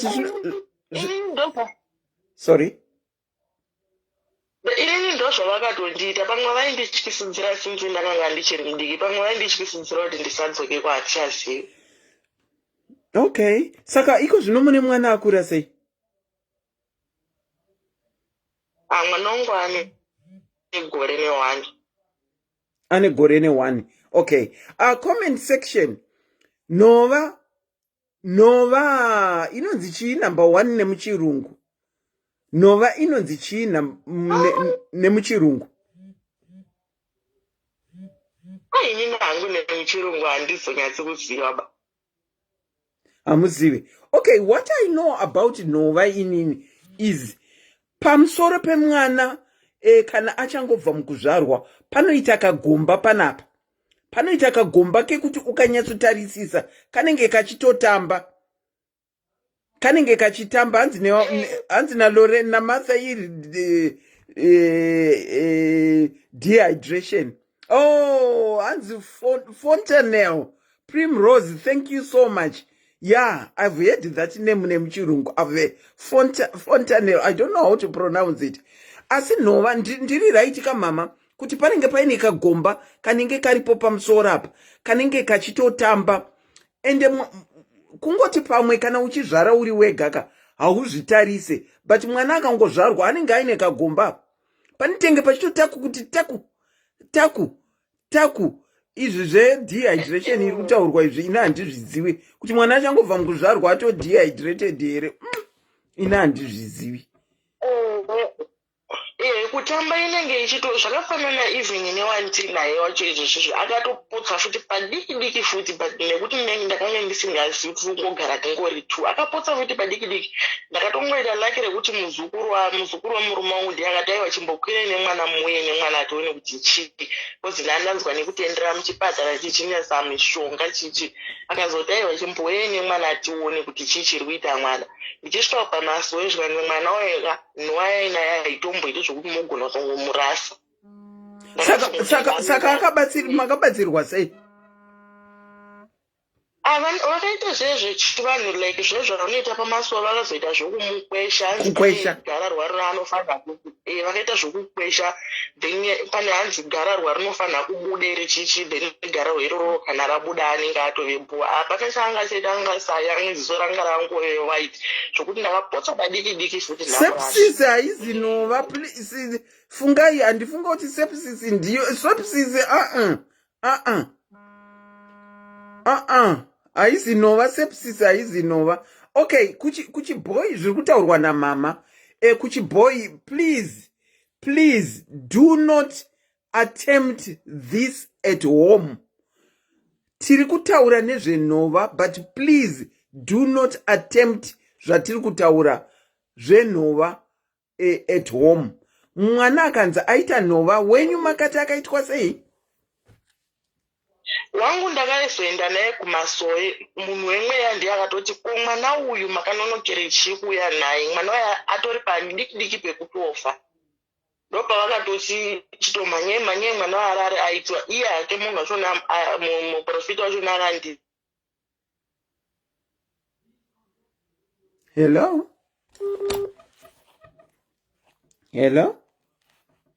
reconnecting. Rega chimbogugura tinzwe zviri kutaurwa nemanesi a. Rega chigugule tinzwe zviri kutaurwa nemanesi ichitry kuconnecta.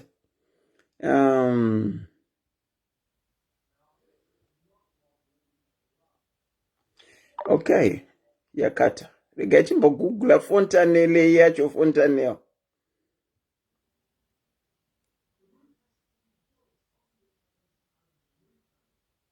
Okay, imimi manese munhingirikini munoti nyepera sterek manese paFacebook imimi munoti nyepera. Google, I'm going to read what fontanelle or fontanelle what Google says about fontanelle. Vamwe vati hanzi dehydration. Mati dehydration chimira indikuudzei. Hanzandaverenga hanzandapedza.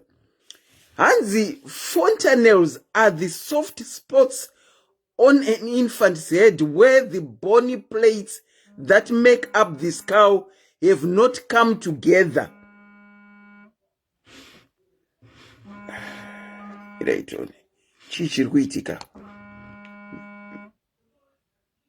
Hello? Hello, Auntie Selena. Hello, how are you? Hold on a bit, please. Hold on. Chera ndichiri kukuziva, I'm going to call you back. Hanzi, fontanelles are the soft spots on the infant's head where the bony plates that make up the skull have not yet come together. It is normal for infants to have these soft spots which can be seen and felt on the top of the head. Fontanelles that are abnormally large may indicate a medical condition.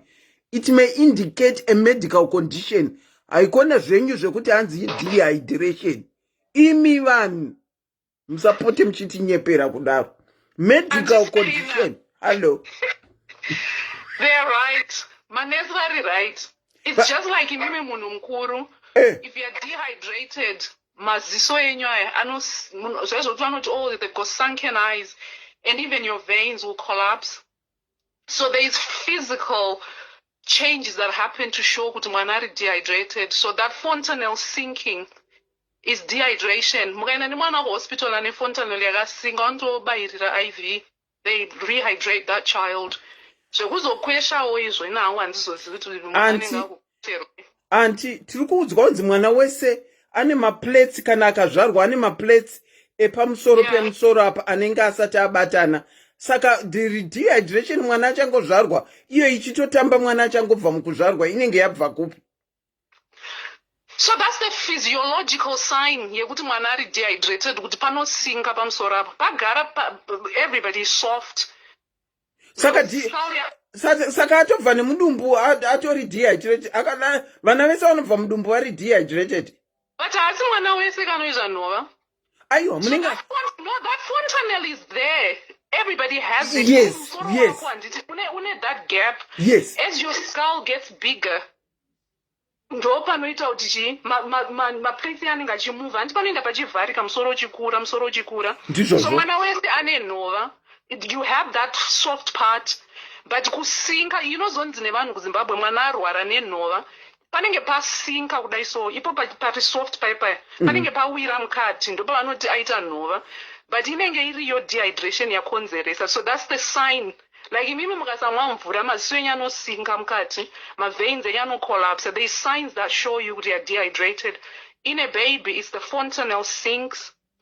So everyone has a fontanelle. Saka tinofanirwa kupa vana mvura tichangobva mukuvazvara kuti vasaite dehydration. Mukaka, fluids, whatever, because for whatever reason kids will get dehydrated, maybe because haskuyamwa mukaka, haskunzwa mushe, haskuita. So you have to rehydrate that child.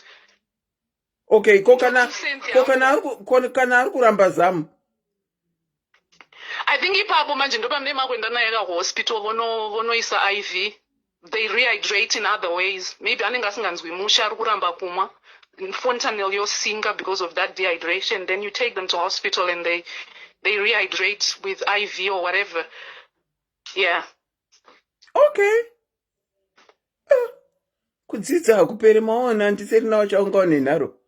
Tiri kudzidziswa. Aiwa, hadzisi nharo. Tese tiri kudzidza. Ina ndida hangotaura nyaya yema-miscarriage because that's an experience that I had. I had quite a lot of miscarriages, like 6. Okay, let's forget about that. Let me welcome you to the program, caller, and thank you for the insight. Yes, fontanelle. The platform is all yours. You can go on, caller. Yeah. So I had experiences of miscarrying. So I had about 6 miscarriages, and just there's no. Ukaenda ku antenatal vanenge vachishaya kuti chii chiri kuitika, everything that was fine. Unotanga waenda unonzi zvinhu zvese zviri right, wozoenda at some point zvonzi hapasina heartbeat, and then they have to do yavanoti DNC yekucleana kuti mwana wacho achibuda, because nhumbi yacho inenge isina kubva yega, mwana anongostopa heartbeat otofira imomo. And what they then discovered is after they did my tests kunoko, and sometimes vana ivavo vanenge vasiri compatible with life. So mwana anenge maybe some genetic defects. Okay.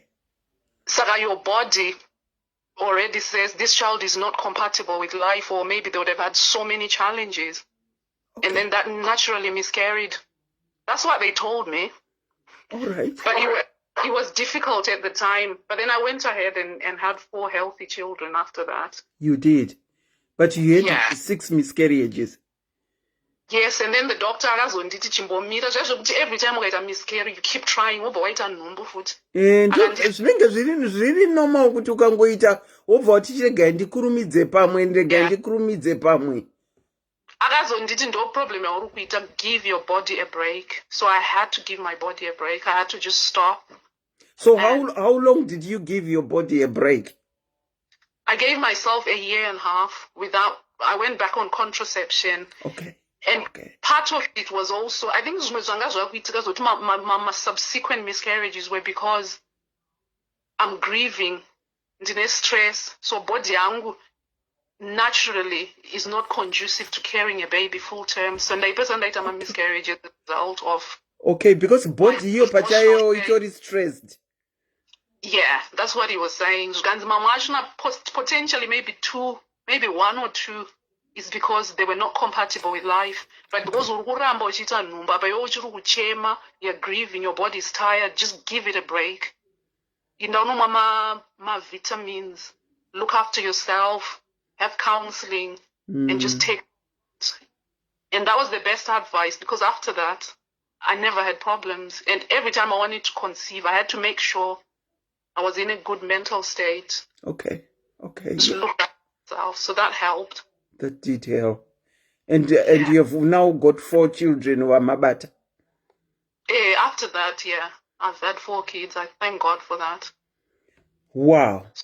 Thank you. So sometimes, you don't know why it happens. The doctors will give you all these theories, but I don't quite know why it happened. Yeah, I guess even my doctors, they would never really pinpoint why it happened, but they try and give you an answer of why it did happen. But look, when they told you you need to give your body a rest, it worked. Yeah. What they say, it worked. It worked, yeah. It wasn't just your body, but your mind. You need to be in a good frame of mind, look after yourself. Sure. It helped. And so that was hard because I was desperate, but then it was worth trying that, and it worked. But the biggest problem is when you have a miscarriage, you blame yourself. It's like you feel like as a woman, chichandaita, asimuswea wandakadai so or chichandakaita chakaita kuti mwana afire mudumbu. You that was the biggest part that I struggled with for a long time, the guilt. Okay. And through counseling, you learn, Kuti, it's not your fault. There's nothing you did. It's just, I don't know what happened. So I had to accept that eventually, that it's not something I did. Wow. Ndozvakanongonakirawo counseling kuoneswa kunotibetserei futi zvachose. Chaizvo manje kuZimbabwe vanenge vakunzi wakaroiwa chichichi, and I just thought I'm not even going there. I didn't even want to take my mind to even that kind of possibility, or because notanga kuvenga vanhu vasina mhosva, so I just thought no. Wow. I'm really sorry for your loss, auntie. Uye ndinoti tenda Mwari kuti makazopiwa 4. 2 girls and boys, yeah. So you've got both sexes, 2 boys and 2 girls. How old are your children, and how spaced out are they? So I'll tell you this. I was planning on having 2 kids. So I've got a daughter who's 15. Okay. And then I've got another one who's 12. And then after that, vasikana ndo vakatanga. And I thought, you know what, I'm done. I don't want any more kids. My husband's family were like, because in Diego, we need a boy. We need a boy. And there was a lot of pressure. I wasn't interested. And then my mom said, uchauraya marriage yako ukaramba wakatsika madziro. And then I thought, okay, whatever. Vandaita mwana. So it was about a year and a half after, because ndaida kudzokera kuchikoro ndikati saka kana ndichiita mwana ndakutokurumidza. Vandaita mwana, vaita mukomana. And then vatati tapedza. Then from Norway, I was pregnant again after 2 years, and then I had another little boy. So that was a bonus. I didn't plan for him. He just came. Yeah, they're a gift from God. And the one never viri vachatakura zita. Saka ndakonza manje. Wow. Aiwa tinongozvikudza kuti Mwari vakazokupai 4. And I'm so glad to hear kuti you went for counseling. And I'm so glad to hear kuti it did help you. Oh, absolutely. Absolutely. I couldn't have done it without that. Yeah. Thank you so much, Kola, for sharing and for the insight that you gave us when you came before you said your story. Thank you so much. All right. Thank you, Auntie. Take care. You too, take care. Very good night to you. Bye bye. Chiera, are you ready? I'm going to call you now, Chiera. Where are you, Chiera? This is my Chiera. Munomuziva Chiera. Mira, munoziva voice. Kuchiera kuita seiku.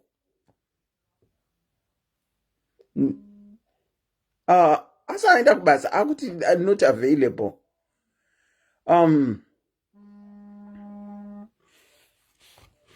Let me try.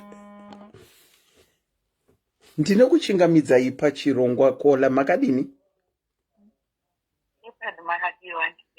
Tiripo kwakadii kwamuri ikoko?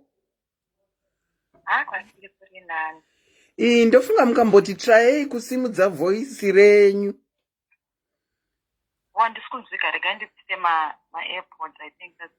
Okay, ndokumbirawo mubvise.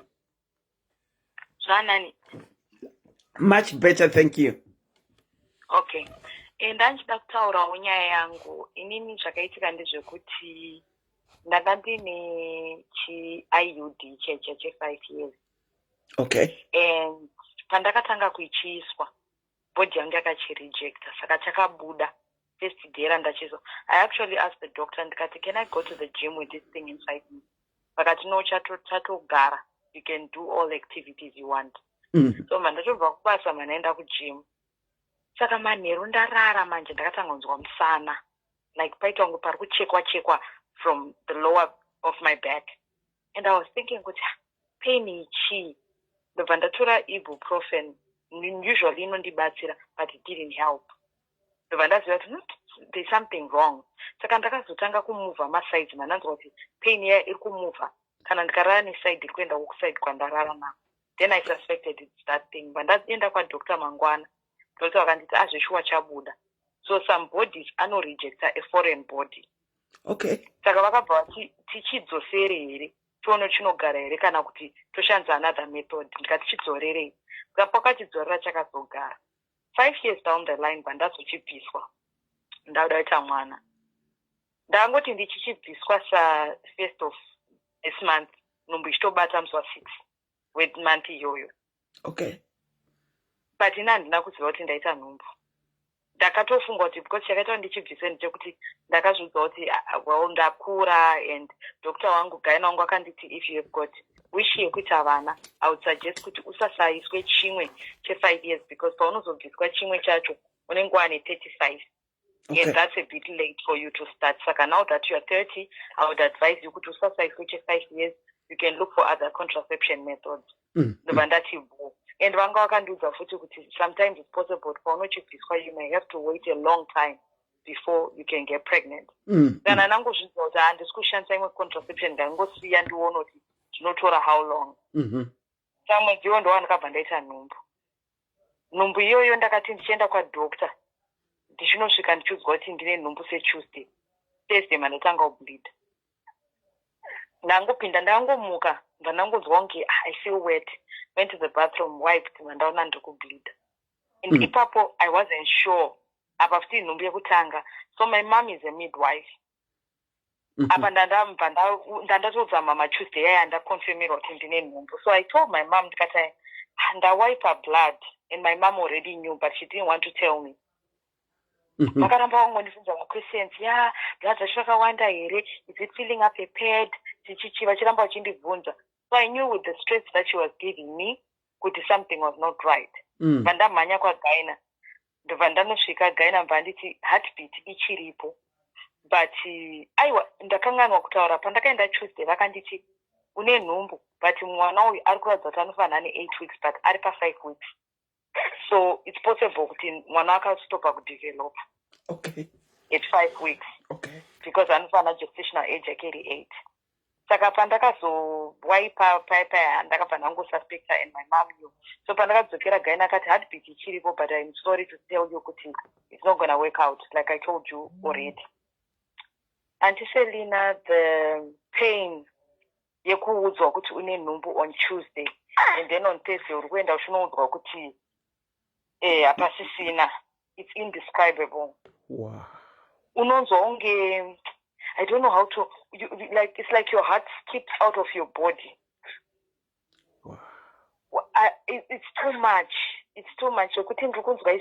Some mothers were talking about losing 7 babies, 6 miscarriages, and in Indakaita 1.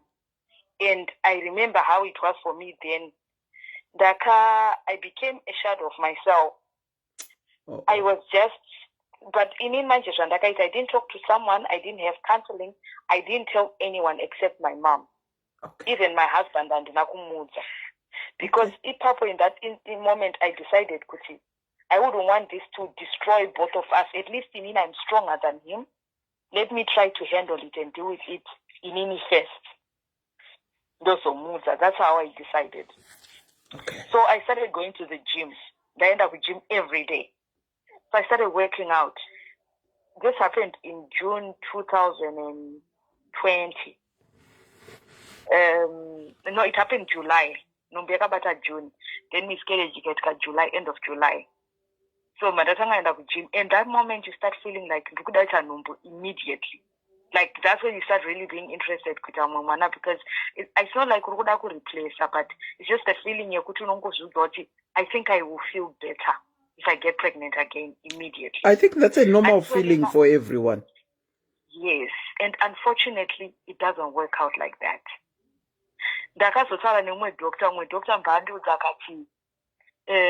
Sometimes why did this happen? She can't see there is no explanation, it just happened. And he said to me, 95% of women around the world has had a miscarriage at some point. So it's pretty normal. And there's no diagnosis and we can't test you. We only test after the 3rd miscarriage. So what may be causing my miscarriages. But at 1, we are not going to do anything. So in Manje, at that moment, I also discovered I'm blood type O positive. And I am rhesus factor negative. So rhesus factor is like a protein in my red blood cells. Okay. And it means in my red blood cells are protein. That's why I'm called rhesus negative. Okay. And the murumo is rhesus factor positive. So my mother now explained to me later, since my husband is rhesus factor positive and you negative, mwana anogona kurejectwa nebody yangu. Okay. Because my body recognizes blood irapinda as a foreign blood. Because it's different blood. Yes. Okay. But my doctors akaramba kunduudza vakati that one is not a reason. Amai angu vakazonde explain vakati sometimes even kuAfrica unonzwa zvingonzi amai vanongozvara vana achifa kana miscarriages. Sometimes it's also that factor inenge ichinetsa. But so kana uri rhesus factor negative, there's a point during your pregnancy vanofana kukubaya injection. Okay. Yes, it's like I think it's like a prophylaxis yeku gepa that difference. Okay. And then paunozvara unoribayiwa futi because ini pandakazozvara vakaona mwana wangu angari rhesus factor positive sababa vake, so they had to give me that injection ndichingozvara ndichoripiwa. Okay, ndiye watiri kunzwa achida kuchema. Ari kutorira ipapa kuda attention atonzwa. Ari how old? She's 6 months now. Oh, she. Okay. Yeah, saka zvakazoitika pai pandanda kutsvaya kuita munhumbu pai nhumbu yange isingaite because zvataura my sister abva body stress, your heart, your mind apa hauna kuwana therapy, hauna kutaura nemunhu about it. You're trying to get pregnant immediately, your body is not ready. Because also chakazoitika chandakanotisa ndechekuti my days akachinja. Like ndandine very regular periods, zvakabva zvachinja ndandata 32 days, 35 days. Ovulation yacho yange singanzwistika. I remember at some point ndakamboenda kwaGaina and one of the months between August, because ndakazoita nhumbu yauyu in December, ndaita miscarriage July. So I remember one of the months, I think pakati papapa pane pandakatonzi doctor, you didn't ovulate. Pane mwedzi wakatonditi this month you didn't ovulate. Okay. So yeah, so I just wanted to share that story. Then in December, ndakazobatawo nhumbu, and yeah, of course complications were there, kwete pamwana, inini wacho ndairwara and everything, but we just thank God it worked out and it ended in praise at the end of the day. Yeah, But yeah, that was my story. Yeah, it ended up in praise for sure. But did you manage to deal with what you went through? I didn't. The only person wandakaudza was doctor wandakataura naye when I was not trying to, but pananda kuzochitraya inini manje. So what she said to me, chakandibatsira akanditi, sometimes God gives you a gift, but gift iyoyo inenge isiri what you need at that point. So what do you do if you don't need a gift at that point? You give it to the next person. Okay. So it's possible kuti your gift came and God just wanted to show you kuti, I'm able to give you this gift, but it's not the right time. So let me make you move it, pass it over to someone else, and then yours is gonna come later. So mine came 6 months later. Wow. And so that is from a doctor who was telling you that. Yes. Faith. Ndinodavira kuti chiremba uyu unonamata. I think vanhu vanotozivawo Mwari, but angari murungu zvakatondishamisa kuti ari kutaura neni so, because zvakamubata kuti I don't have family here, I don't have anyone akanyatsogara neni pasi akadzila, because akandibvunza kuti how did you deal with the whole situation. Ndikamudza kuti I just got myself busy, I started working out a lot, and I was distracted. And I remember there was a day randaenda kugym, ndakatanga kufamba, and I started crying, like the whole process. The only time andakachema is when the doctor told me, I'm sorry, heartbeat yapera, because ndakazoconfirmerwa miscarriage on Saturday, indatanga bleed at Thursday, because pesa pam heartbeat yanga ichiripo. Then on Saturday ndakasita zvekuenda kuhospital because my gyna, my private anga kafara. Okay. So on Saturday ndazoenda kuhospital. That's when they confirmed kuti panga pasisina heartbeat. And when they told me that, I think I was in denial, I was shocked. But Dr. akazotanga kundibata gumbo, kundipuruzira gumbo, zvekuti I'm sorry. And that was the only time I cried. And then the second time I cried was maybe 3 months later. I was listening to music, and then I was listening to some gospel song. Then that's the second time I cried. Somewhere hidden. And I cried so much. Like I gym, I workout. I was done. I came home. Then to syllable. And as if nothing happened. Wow. Saka mutori pa maternity leave ke? Kana kuti makapedza? Ndikutotanga zvangu basa musi 1 March. But indoshanda from home, so it's okay. It's okay. Aiwa, I'm so sorry to hear about your loss. And at the same time, I'm so happy to hear kuti mune wamakabata mumawoko. Yeah, we thank God. We thank God. Thank you. We pray for every mother that is expecting the fruit of the womb. It's every mother's joy and birthright. You know it in Jesus' name. Amen. Thank you so much for that. Thank you, Auntie. Good night. Good night to you. Wow. Wedwe. Topic ya nasi, topic, even if it hasn't happened to you, as the people are narrating their stories, unongonzwa hana yako ichidzikira. So Chiera, ndinokuchingamidza paprogram. How are you? Masquera say auntie. Tasquera asi makarara kani? Aiwa, ndamenyenda kubika. Oh, mama kubika. Ndapandamisa koyenyu. Anyway, Masquera say zvinhu. Tasquera say. Aiwa, Tasquera. Anyway, nangoti ndandipo input kangu. Topic yanasi. And I want to start by saying all those ladies vakarasikirwa nevana avo, zvinorwadza, I'm sorry, and I know how it feels. You can only say, how something feels when you've gone through it yourself. That's very true. Saka ipapo, dinoti, very, very sorry on that one. Inini angwa ndinoda kushare nemi my side of the story. Ndoda kushare nemi side rangu ndiri nesi. Aimboshanda kune magaino. Ndichidairawo mamwe ma-questions anga achibvunzwa nemamwe ma-callers. Okay. Pana my sister yokutanga vati vakarasikirwa nevana 7. Vakazoadopta mwana wechi4. I think that was our first caller. Our first caller. Yeah. Saka pandanzwa nyaya yavo ndabva ndakufunga zvataurwa nasisi yapedzisira zvema-resus negative, ma-resus positive factors.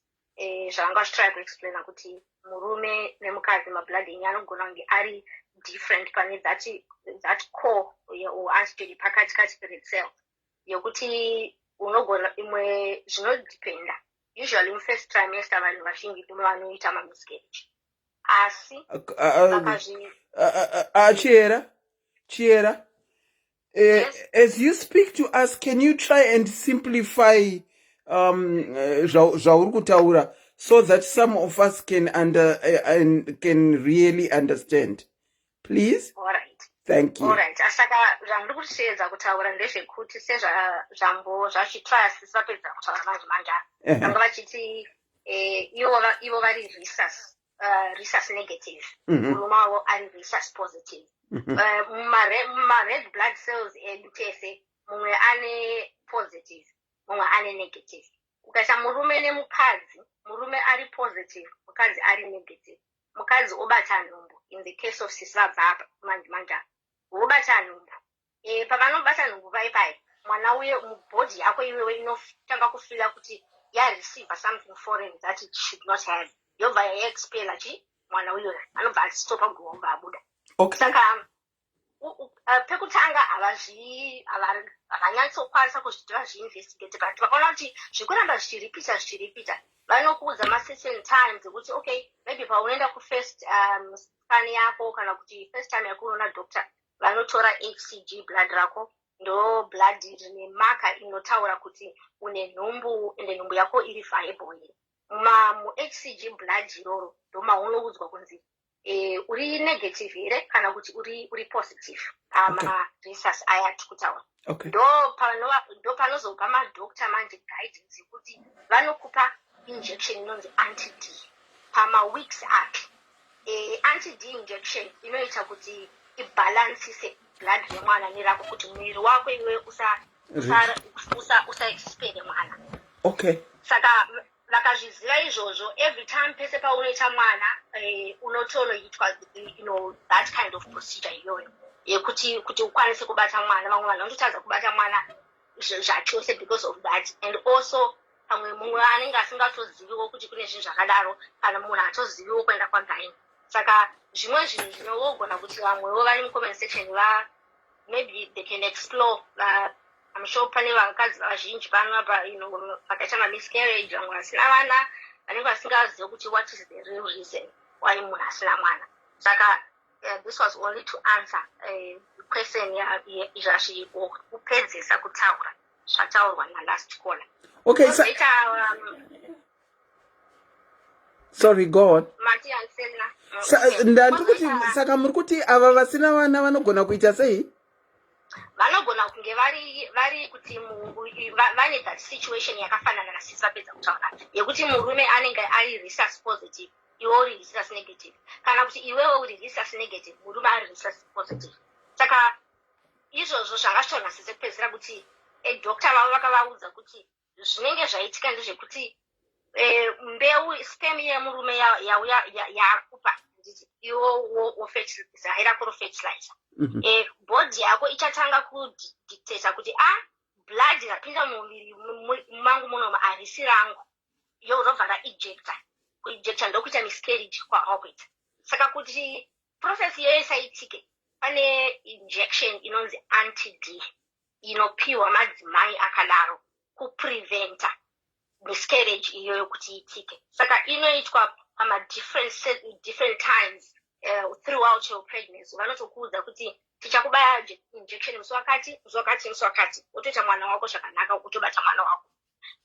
Vamwe vanozviita throughout all their pregnancies, vamwe vanozviita here and there. Asi the bottom factor yekuti semunhu mukadzi ugare uchiziva kuti murume wangu ari negative here kana kuti uri negative here kana kuti mese muri positive kana mese muri the same, it's okay.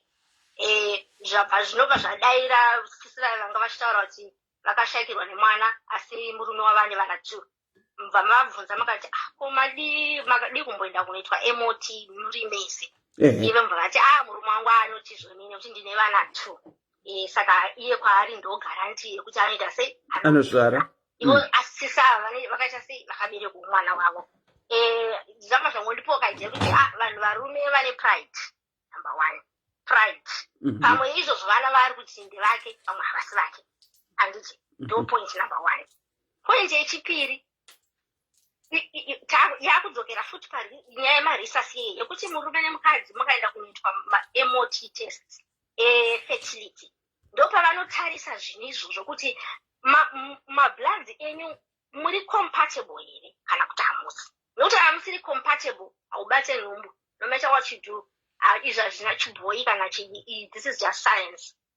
Science haubate nhumbu. Vanotozokupama injections ekutokubaya kana iwewe zvisine murume wako kuti musvike pacertain level yekuti vanoti okay apa vamukuchikwanisa kuti muite sex kuti mukwanise kuita mwana. Saka murume wavo akaramba achiti hali ivo hapana pavanozombokwanisa kuti vabate mwana vasingazive kuti murume wavo ari sei. Izvo zvanenge vakutoenda straight kumaproper fertility clinics ndokunoitwa nhau dzatutaureti. Magaini vanoita zvavo but ukadanasoenda kune ana mazvikokota vachona chaivo mafertility clinics ndokwamunonyatsonoitwa iwo masperm count wayo nechi. Sperm count yemurume inogona kunge iri okay but haisi to the level yaisi kufambirana neblood rako iwewe. Saka unogona kutadza bata mwana asi obviously mukadzi akatadza kuita mwana zvinongonzi abereke problem yemukadzi, of which kazhinji kacho nekukura nekuziva nekuzodzidza vanhu takuona kuti aiwa munhu anodetermina sex yemwana murume kwete mukadzi.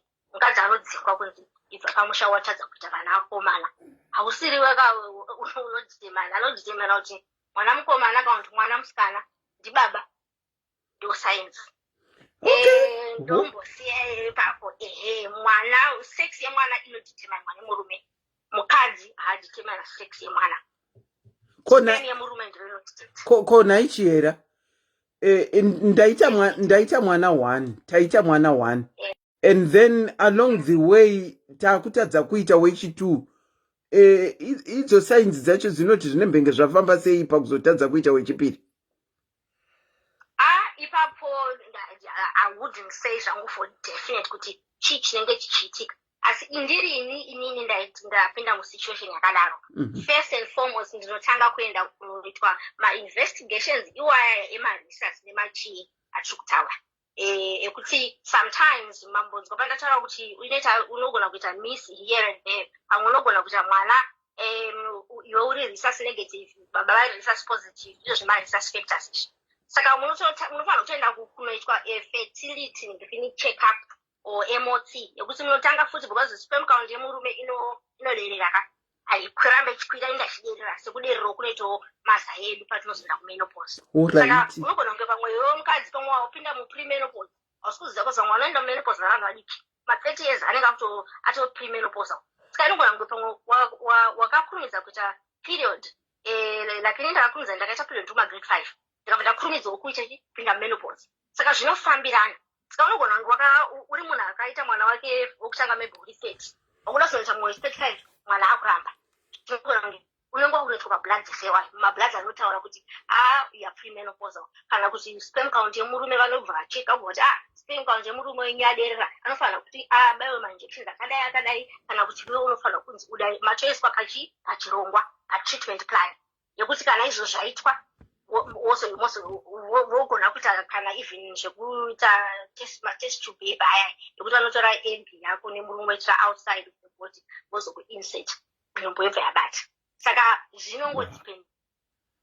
Hey, that's very enlightening zvauri kutiudza. Hwako zvinoenderana nekuti chii chiri kuitikawo muupenyu hwako iwewe zviri kuitika muupenyu hwako.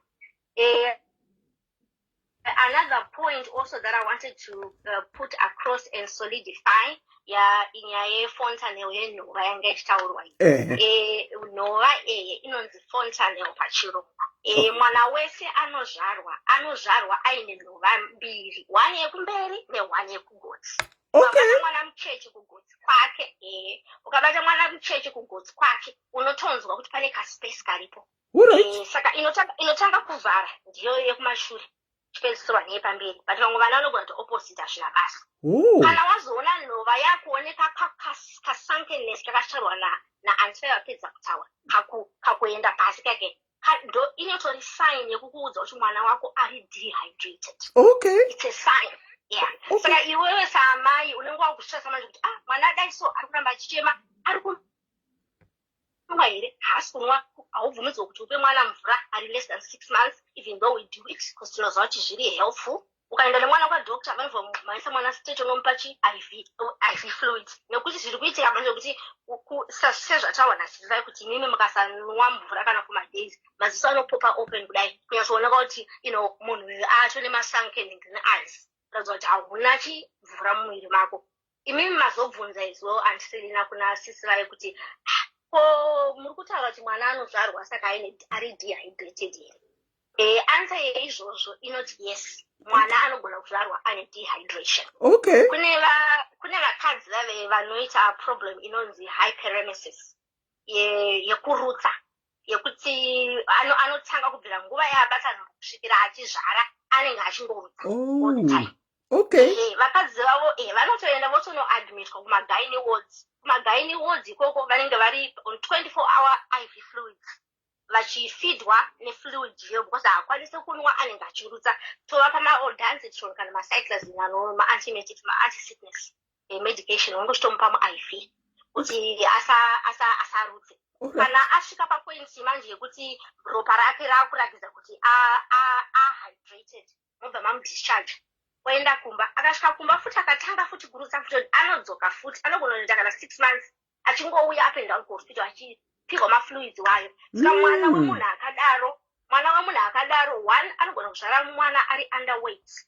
Inini ndinozvara vana vari underweight ndinoita hyperemesis a lot. Vana vangu my eldest ndakamuzvara ari 1.9 kgs, wechi2 wachona anga ari 1.7, wechi3 anga ari 1.25, the smallest baby in the hospital, nenyaya yehyperemesis iyoyo. Saka vana vemadzimai vanorutsa stereki vanogona kutozvarwa vana vavo vaine problems like nini ndikaita nhumbu ndinoita low platelets. Saka mwana wangu pandinongozvara vakatozviona vanobva vatoita kuti ndikangozvara ubva vachekawo mwana maplatelets ake. Ini angu kana ari low emwana anenge ari low. Saka ini kana ndiri dehydrated mwana wangu ari dehydrated. Saka ndakufanira kuti nekuti mwana ari kudya chikafu zvauri kudyawo ndo zvaari kudyawo. Kana iwewe usina enough fluid in your body, mwana noti chazopinda muchibereko yofiltwa izoenda mwana uzopinda process yacho chaiyo yakareba. Saka unoona kuti mwana paanozowana fluid anotowana ishoma kutodarika yangafanira kuba achiwana just because of the process yacho inoitika iyoyo. Saka iyo ndo inonzi ndo zvinoitwa nefontanel iyo nhova iyoyo yekuderera kwayo ndokukonzerwa nevakadzi vazhinji vanorutsa pasi pavanenge the period vanenge vaine nhumbu. Zvekuzokweshana nenhova izvo nekupisa mwana muviri nekudhirika kwenhova ndo masigns and symptoms ekuratidza kuti mwana ari dehydrated. Vanozonokweshawo nekuda sei inini izvo zvangu I don't believe that. I'm sure munhu unobhiliva zvinongoenderana newe. Ini vangu vana vangu vese vari 3 handina mwana akambondipa problem yekuti ndikanzi mwana wangu arwara nenhova kana ndazonida munhu anonondikwesha, but ini am sure pamwe isusu mazera edu takatokweshwa naambuya vedu nanamai vedu nemishonga nechichi. Asi kuno kwatiriyo munongovaza kunowo izvozvo. Kana mwana chaya anozvarwa unonzi bude nemwana panze ngagare mumba 7 days zviri kwani mamitsi ese iwayo mwana unonge uchibva kuzvara nhasi mangwana unonge uchitori mumoowo kutoshopa mwana asina kana hex andinoona asi kungosvika kuzimbabwe ndakazvitadza the time ndafunga kuti ndini kwangu kwandogara ndakabereka mwana womusisi wangu mucheche musati kuza mwana nekuri kupisa kuti mwana anenge akapfekedzwa mahuro nechimarashi nekuti kazhinji kacho tinenge chingotedzera zvatechiudzwawo zvatakagara zvatakakura tichiziva but nekukurawo tinoona zvinhu zvakasiyana nekubhilivhawo zvakasiyana ende hapana chakaipa kuti mumwe nemumwe abhilivhe zvaanoda nekuti munhu wese ari free to do that. Wow, there is a question. There is a question. Our resident, we are going to give you a name today. She's going to be our resident diary doctor, nurse, nurse. You are talking about resident doctor. You talking about itawo I receive. I receive. Pane a question. Has the pre-eclampsia inokonzerwa nei? Pre-eclampsia or vaneta blood pressure ndo zvinhu zvinoenderana nezve-pre-eclampsia inokonzerwa nenhumbu. Saka kazhinji kacho mukadzi kana uchinzi it's a high risk or having pre-eclampsia vanowanzokurudzira kuti vakadzi vakadaro vaite mabed rest makumbo mudenga kana kuchiuta mubhedha zvazvinoita kuchiuta mubhedha makumbo oenda a bit above the heart because ukasadaro unogona kuita high blood pressure azozokonzera mamwe maproblems anenge anana placenta previa I think yambotaurwa nevamwe sisi vekutanga I think yekuti unoita chibereko chiri muzasi kana chibereko chinenge chiri upside down vamwe vanozviita zvibereko zvakadaro. But pre-eclampsia may basically just means with a high blood pressure in pregnancy. Zvazvinoreva.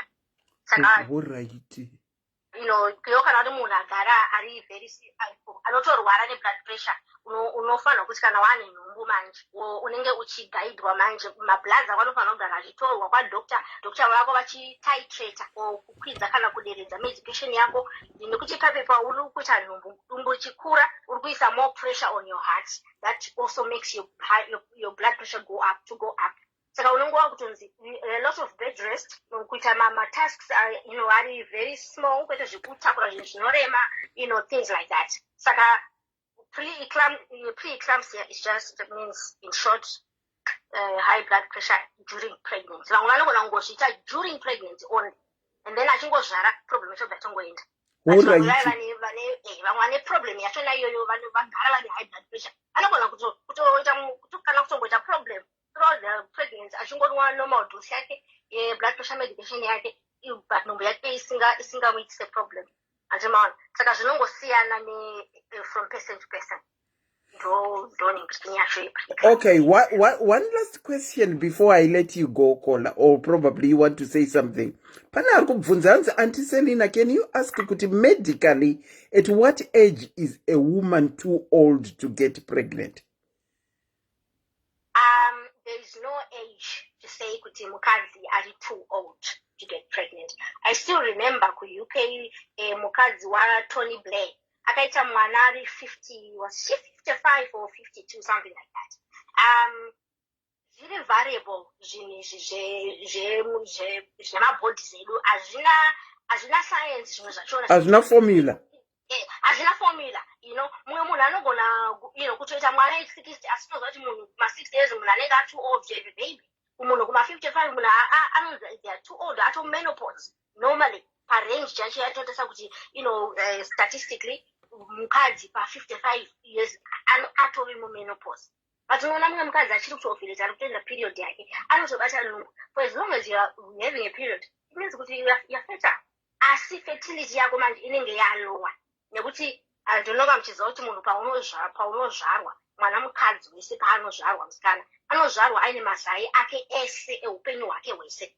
Kana imimi makazvarwa mune mazai enyu akadzi mazai aSelina i20,000 mazai achihera i10,000 mazai wayo paunozvarwa ipapo anenge achitori mumaovaries ako mazai wayo paunozotanga kuti period ndinoona kuti vanhu vanotangirana pakasiyana zvakuenderana futi nekuti musana vanhu vanoti ari kutedza musana wamai vake hazvinei izvezvo nekuti hanzi kutedza musana wamai hazvina formula zvinezvi mwana anogona kutanga kuenda kuperiod ane 7-8 years mwana ane 9 years ane nhumbu 10 years ane nhumbu ande muri kuona saka hazvina formula but mazai ako zvakuratidza kuti mazai ako achine uremu here wekuti angakwanise kuti afertilizane nesperm kuti ukwanise kuita mwana kana answer iri yes then you can have a child at whatever age for as long as you are menstruating you can have a child.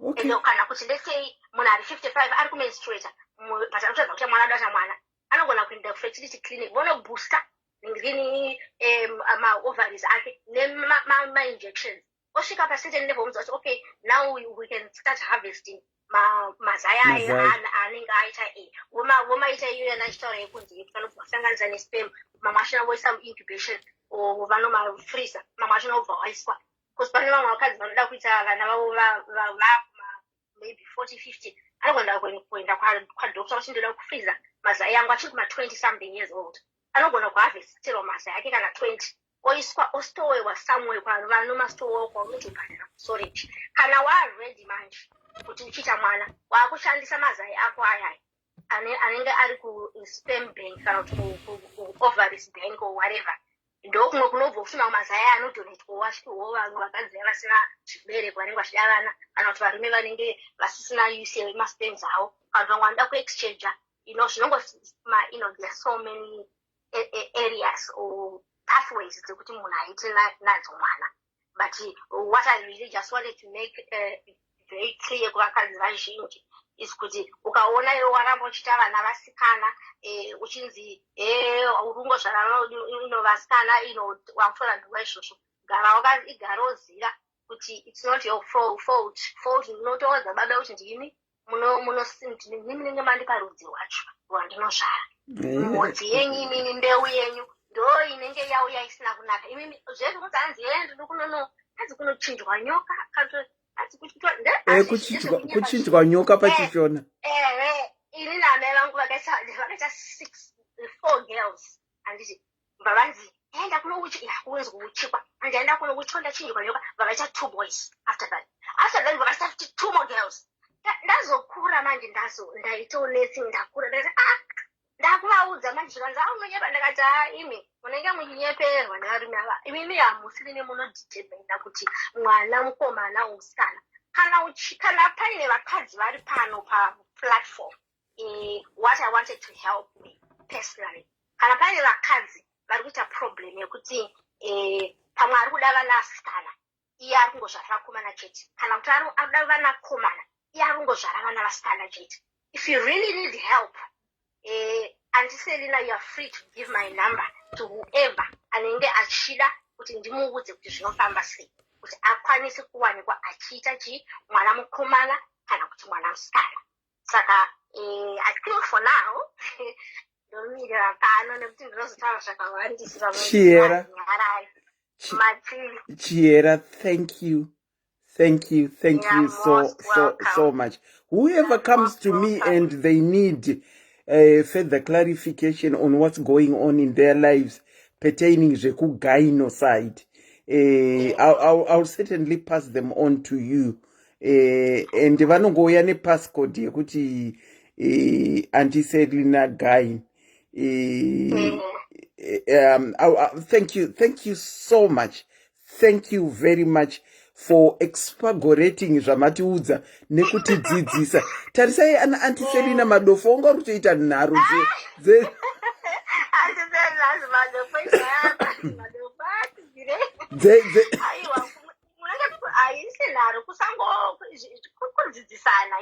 Yeah, true.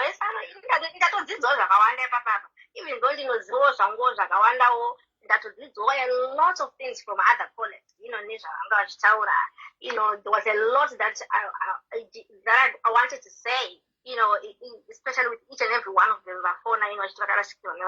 it's not a good thing to go through. So yeah, I true. sympathize. But anyway, thank you so much for the time. And, I truly mean it. vasikana vanozvarwa sei, mutanga maziza first kuti munoziva here kuti munoteera madays api, muri pamuno ovulate madays api. Ndozvo zvanofanira kugara makaziva first and foremost. Kana musingazive izvozvo matanga kunyora pasi kuti nhasi ndaita period, nhasi musi waichapera uyu, musi uchatanga kurwadza mazama angu ndeuyu. Ukazviita for 2 months, kana kuti wagara uchiziva wozondibvunza, I'll give you the answer yekuti unosvifambisa sei. Wow, Chiera, thank you so much. You will be certainly getting people coming to you, being referred by name. Actually, let me... No problem. No, it's clear. If someone comes to me, then definitely I'll give them your number. So that is how you will know that they came from me. Oh, yeah, okay. No problem. All right, You too. Love you, Chiera. Love you, Auntie. Bye-bye. Bye. Wow. Having said that, I think tapedzisira na resident ndichienda kunovatawo. Guys, I am not going anywhere. I'll be very much around. But me coming to my lives will now be very limited because pane zviri kuitika kuseri zvakundipa kuti ndinge ndiri very busy. But I am here, I'll be here, I'll be doing my lives, but not as much as I used to. I'll be talking to people kuseri, but not as much as I used to. My availability is now very... It was, but it's now. But I'll be around. If you feel you want to talk, if you feel kuti pane zviri kukunetsa mukati memoyo wako, you want to talk, just send me a message and I'll respond to you by telling you when I am free and when we can talk. So, Auntie Selina is going nowhere very fast.